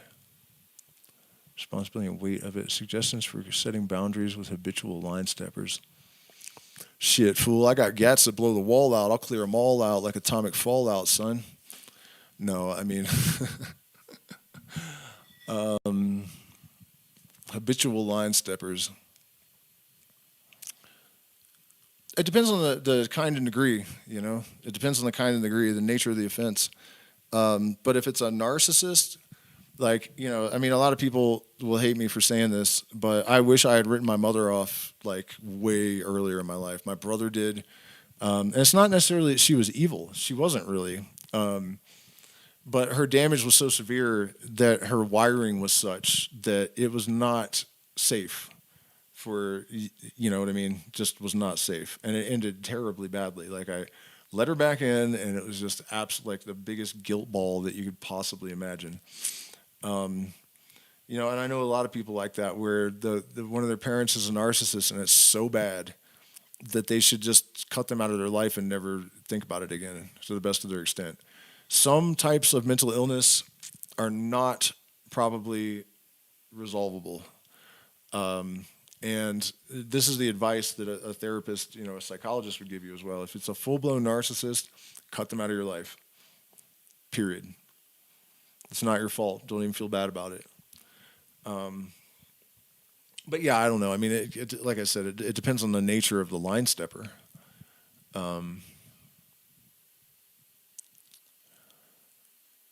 don't know how else to answer that. You know, if it's extreme enough, you have to have the strength and the certitude to dismiss them forthright, to banish them from your circle. You know what else helps? Actually, the LBRP. The lesser banishing ritual of the pentagram is the best thing you can do to cleanse your energetic environment and to manage the energies in your microcosm. That's what it's for. I have videos on it. I talk about it so much I don't want to get into the details and be redundant for the people that follow me regularly. But I also teach these things. You know, if you want consultations, you can email me, and I work directly with people. And I like doing that the most of all of the things that I do, probably. So there are testimonials on the channel from people whose lives are dramatically improved due to this service. So yeah, I mean, that's a tough one, man, because there's so many different variants of line stepper. You know, one of the main thing that I recommend is that, like, I don't play surface dynamics. You know what I mean? I'm not going to be polite to you. It doesn't mean I'm going to be mean. It just means that I'm not going to bullshit. I don't have any politesse. I don't have a mask. I'm not going to do that. If I like you, you're going to know it right away, and if I don't, then you're going to sense it, you know, because I'm not going to put on any kind of show. And I'm not going to mince my words, you know. When I go, like, to my in-laws and they try to have these, like, dinners where everybody just kind of denies or acts a certain way, I'm a little bit too forthright, you know, to put it mildly. And that can cause some dissonance sometimes, but to me it's worth it. You know, I don't compromise what I know to be right. And that saves me the trouble of line steppers are not coming anywhere near me, you know, because they can sense immediately that I'm not going to play along. There's not going to be any games. And also, you know, they know that I see everything immediately. So it's, you know, so if you can do that, that's something I would really encourage, is just don't do the politesse bullshit. Don't humor people. You know what I mean? Don't play along with their weird games. Just be direct. Call people on stuff. Be tactful. Don't be an idiot. You know what I mean? Like, you don't want to be a jackass, and because that's just gonna, you know. So you got to be tactful about it. So your emotional neutrality, you got to have that first. But that's probably the best weapon against reasonable level line steppers, you know, is just direct honesty. Truth is self-substantiating. There are shadows, but they're that which remains. Right? So facing reality is really what it's all about. If you're in a light room, right, you have a lot of people that like new agey types that this is kind of off subject, but it just kind of made me think of it, and it's valid or relevant. That, you know, they seem to think that once you become spiritually awake, that you're like weak as fuck or something. Like, you know, like, I can't listen to dark music because I'm so sensitive now that I've become awake. And it's like, what are you talking about? If you're spiritually evolved, you can walk through hell and not get burned. What are you talking about? You know, that's the opposite of spiritual development. What you're talking about is weakness. It's not. What do you mean? Oh, I'm so attenuated that I can't be exposed to negative energy. Really? That's the okay. You know, so there's that, and where that's going is that if you are in a light room and you walk into the dark, you can't see a fucking thing. You can't see anything. You're stumbling around, feeling your way. But try going from a dark room into that is not the example that I was going to give. Go from a light room into a dark room into a light room. Shit. Ugh, I'm messing this up every time I try to do it. It was going so good too. It happened last night. That's what made me think about it. I went from a light room into a dark room and I couldn't see. Oh, and then I went from a dark room into the same room I couldn't see in. That's why this is so hard to explain. That's the analogy I was trying to set up. I went from the dark room into the same room that I was in, and I could see, still not really working the way that I was thinking. Anyways, you going from light to darkness, your eyes adjust much worse than if you go from darkness and you go back into the same room. The little bit of light that was in there, you can now see. I don't know. The analogy didn't work as well as I was planning, but that's the truth of it. You know, the first room, when I came out of the light, it was fucking too dark to see. And I went into another room where the lights were off.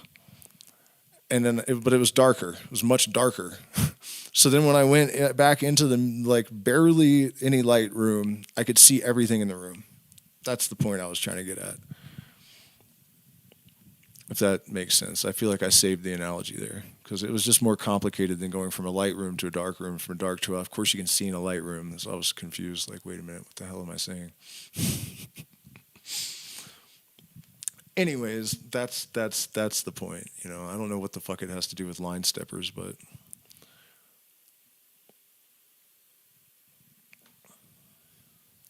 man, yeah, that analogy fucking train wrecked on me for a minute there. It feels like it could be thought of as extended thoughts. Oh yeah, we're talking about the entity thing again. What is this? It's an awful lot of comments.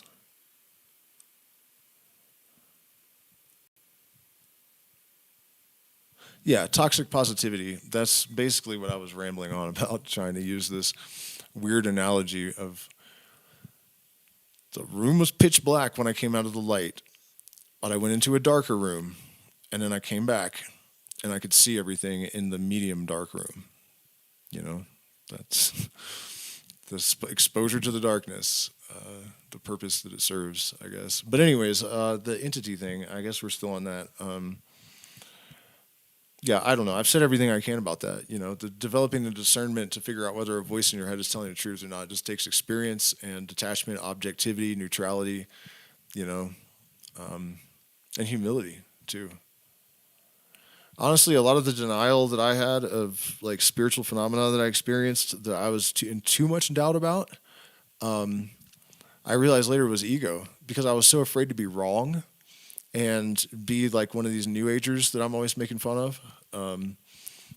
You know what I mean? That I was so scared of being wrong that I wouldn't believe in these things that were obviously real and had obvious utility in my life.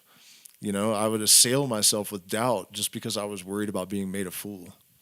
I realized that eventually, and I was like, oh man, that is fucking lame. Anyways, guys, it is 11:18. It's been 3 hours, and my brain is obviously deteriorating. I'm noticing my stories are crashing. I'm using way more profanity than I usually would. I don't care about that, but I just noticed it, which means I must be getting tired because I'm my vocabulary is dying. And I did see the sun come up this morning, which was great. It was a great night. We had a great night, but I shouldn't probably keep rambling like a lunatic on the internet anymore. So thank you guys so much for spending this time with me. I hope it was valuable and enlightening. Please hit the like button. Turn on your bell notifications. My bell notifications are lower than average on YouTube. I hate being below average. Please help me out with that. And consider becoming a patron. One-time options for support are in the chat. Don't forget that I do consultations, guitar lessons. We have retreats coming up. So if you are interested in any of that stuff, send me a message. We also just launched another Etsy store where we're going to have plant medicine products because I got online and realized San Pedro is sold out everywhere, and I'm not out of it. So, yeah, thank you guys so much, and I'll see you tomorrow. We're going to get back into Eliphas Levi's Transcendental Magic, and it's going to be epic. It's going to be such a good series. So cheers, guys. Good night.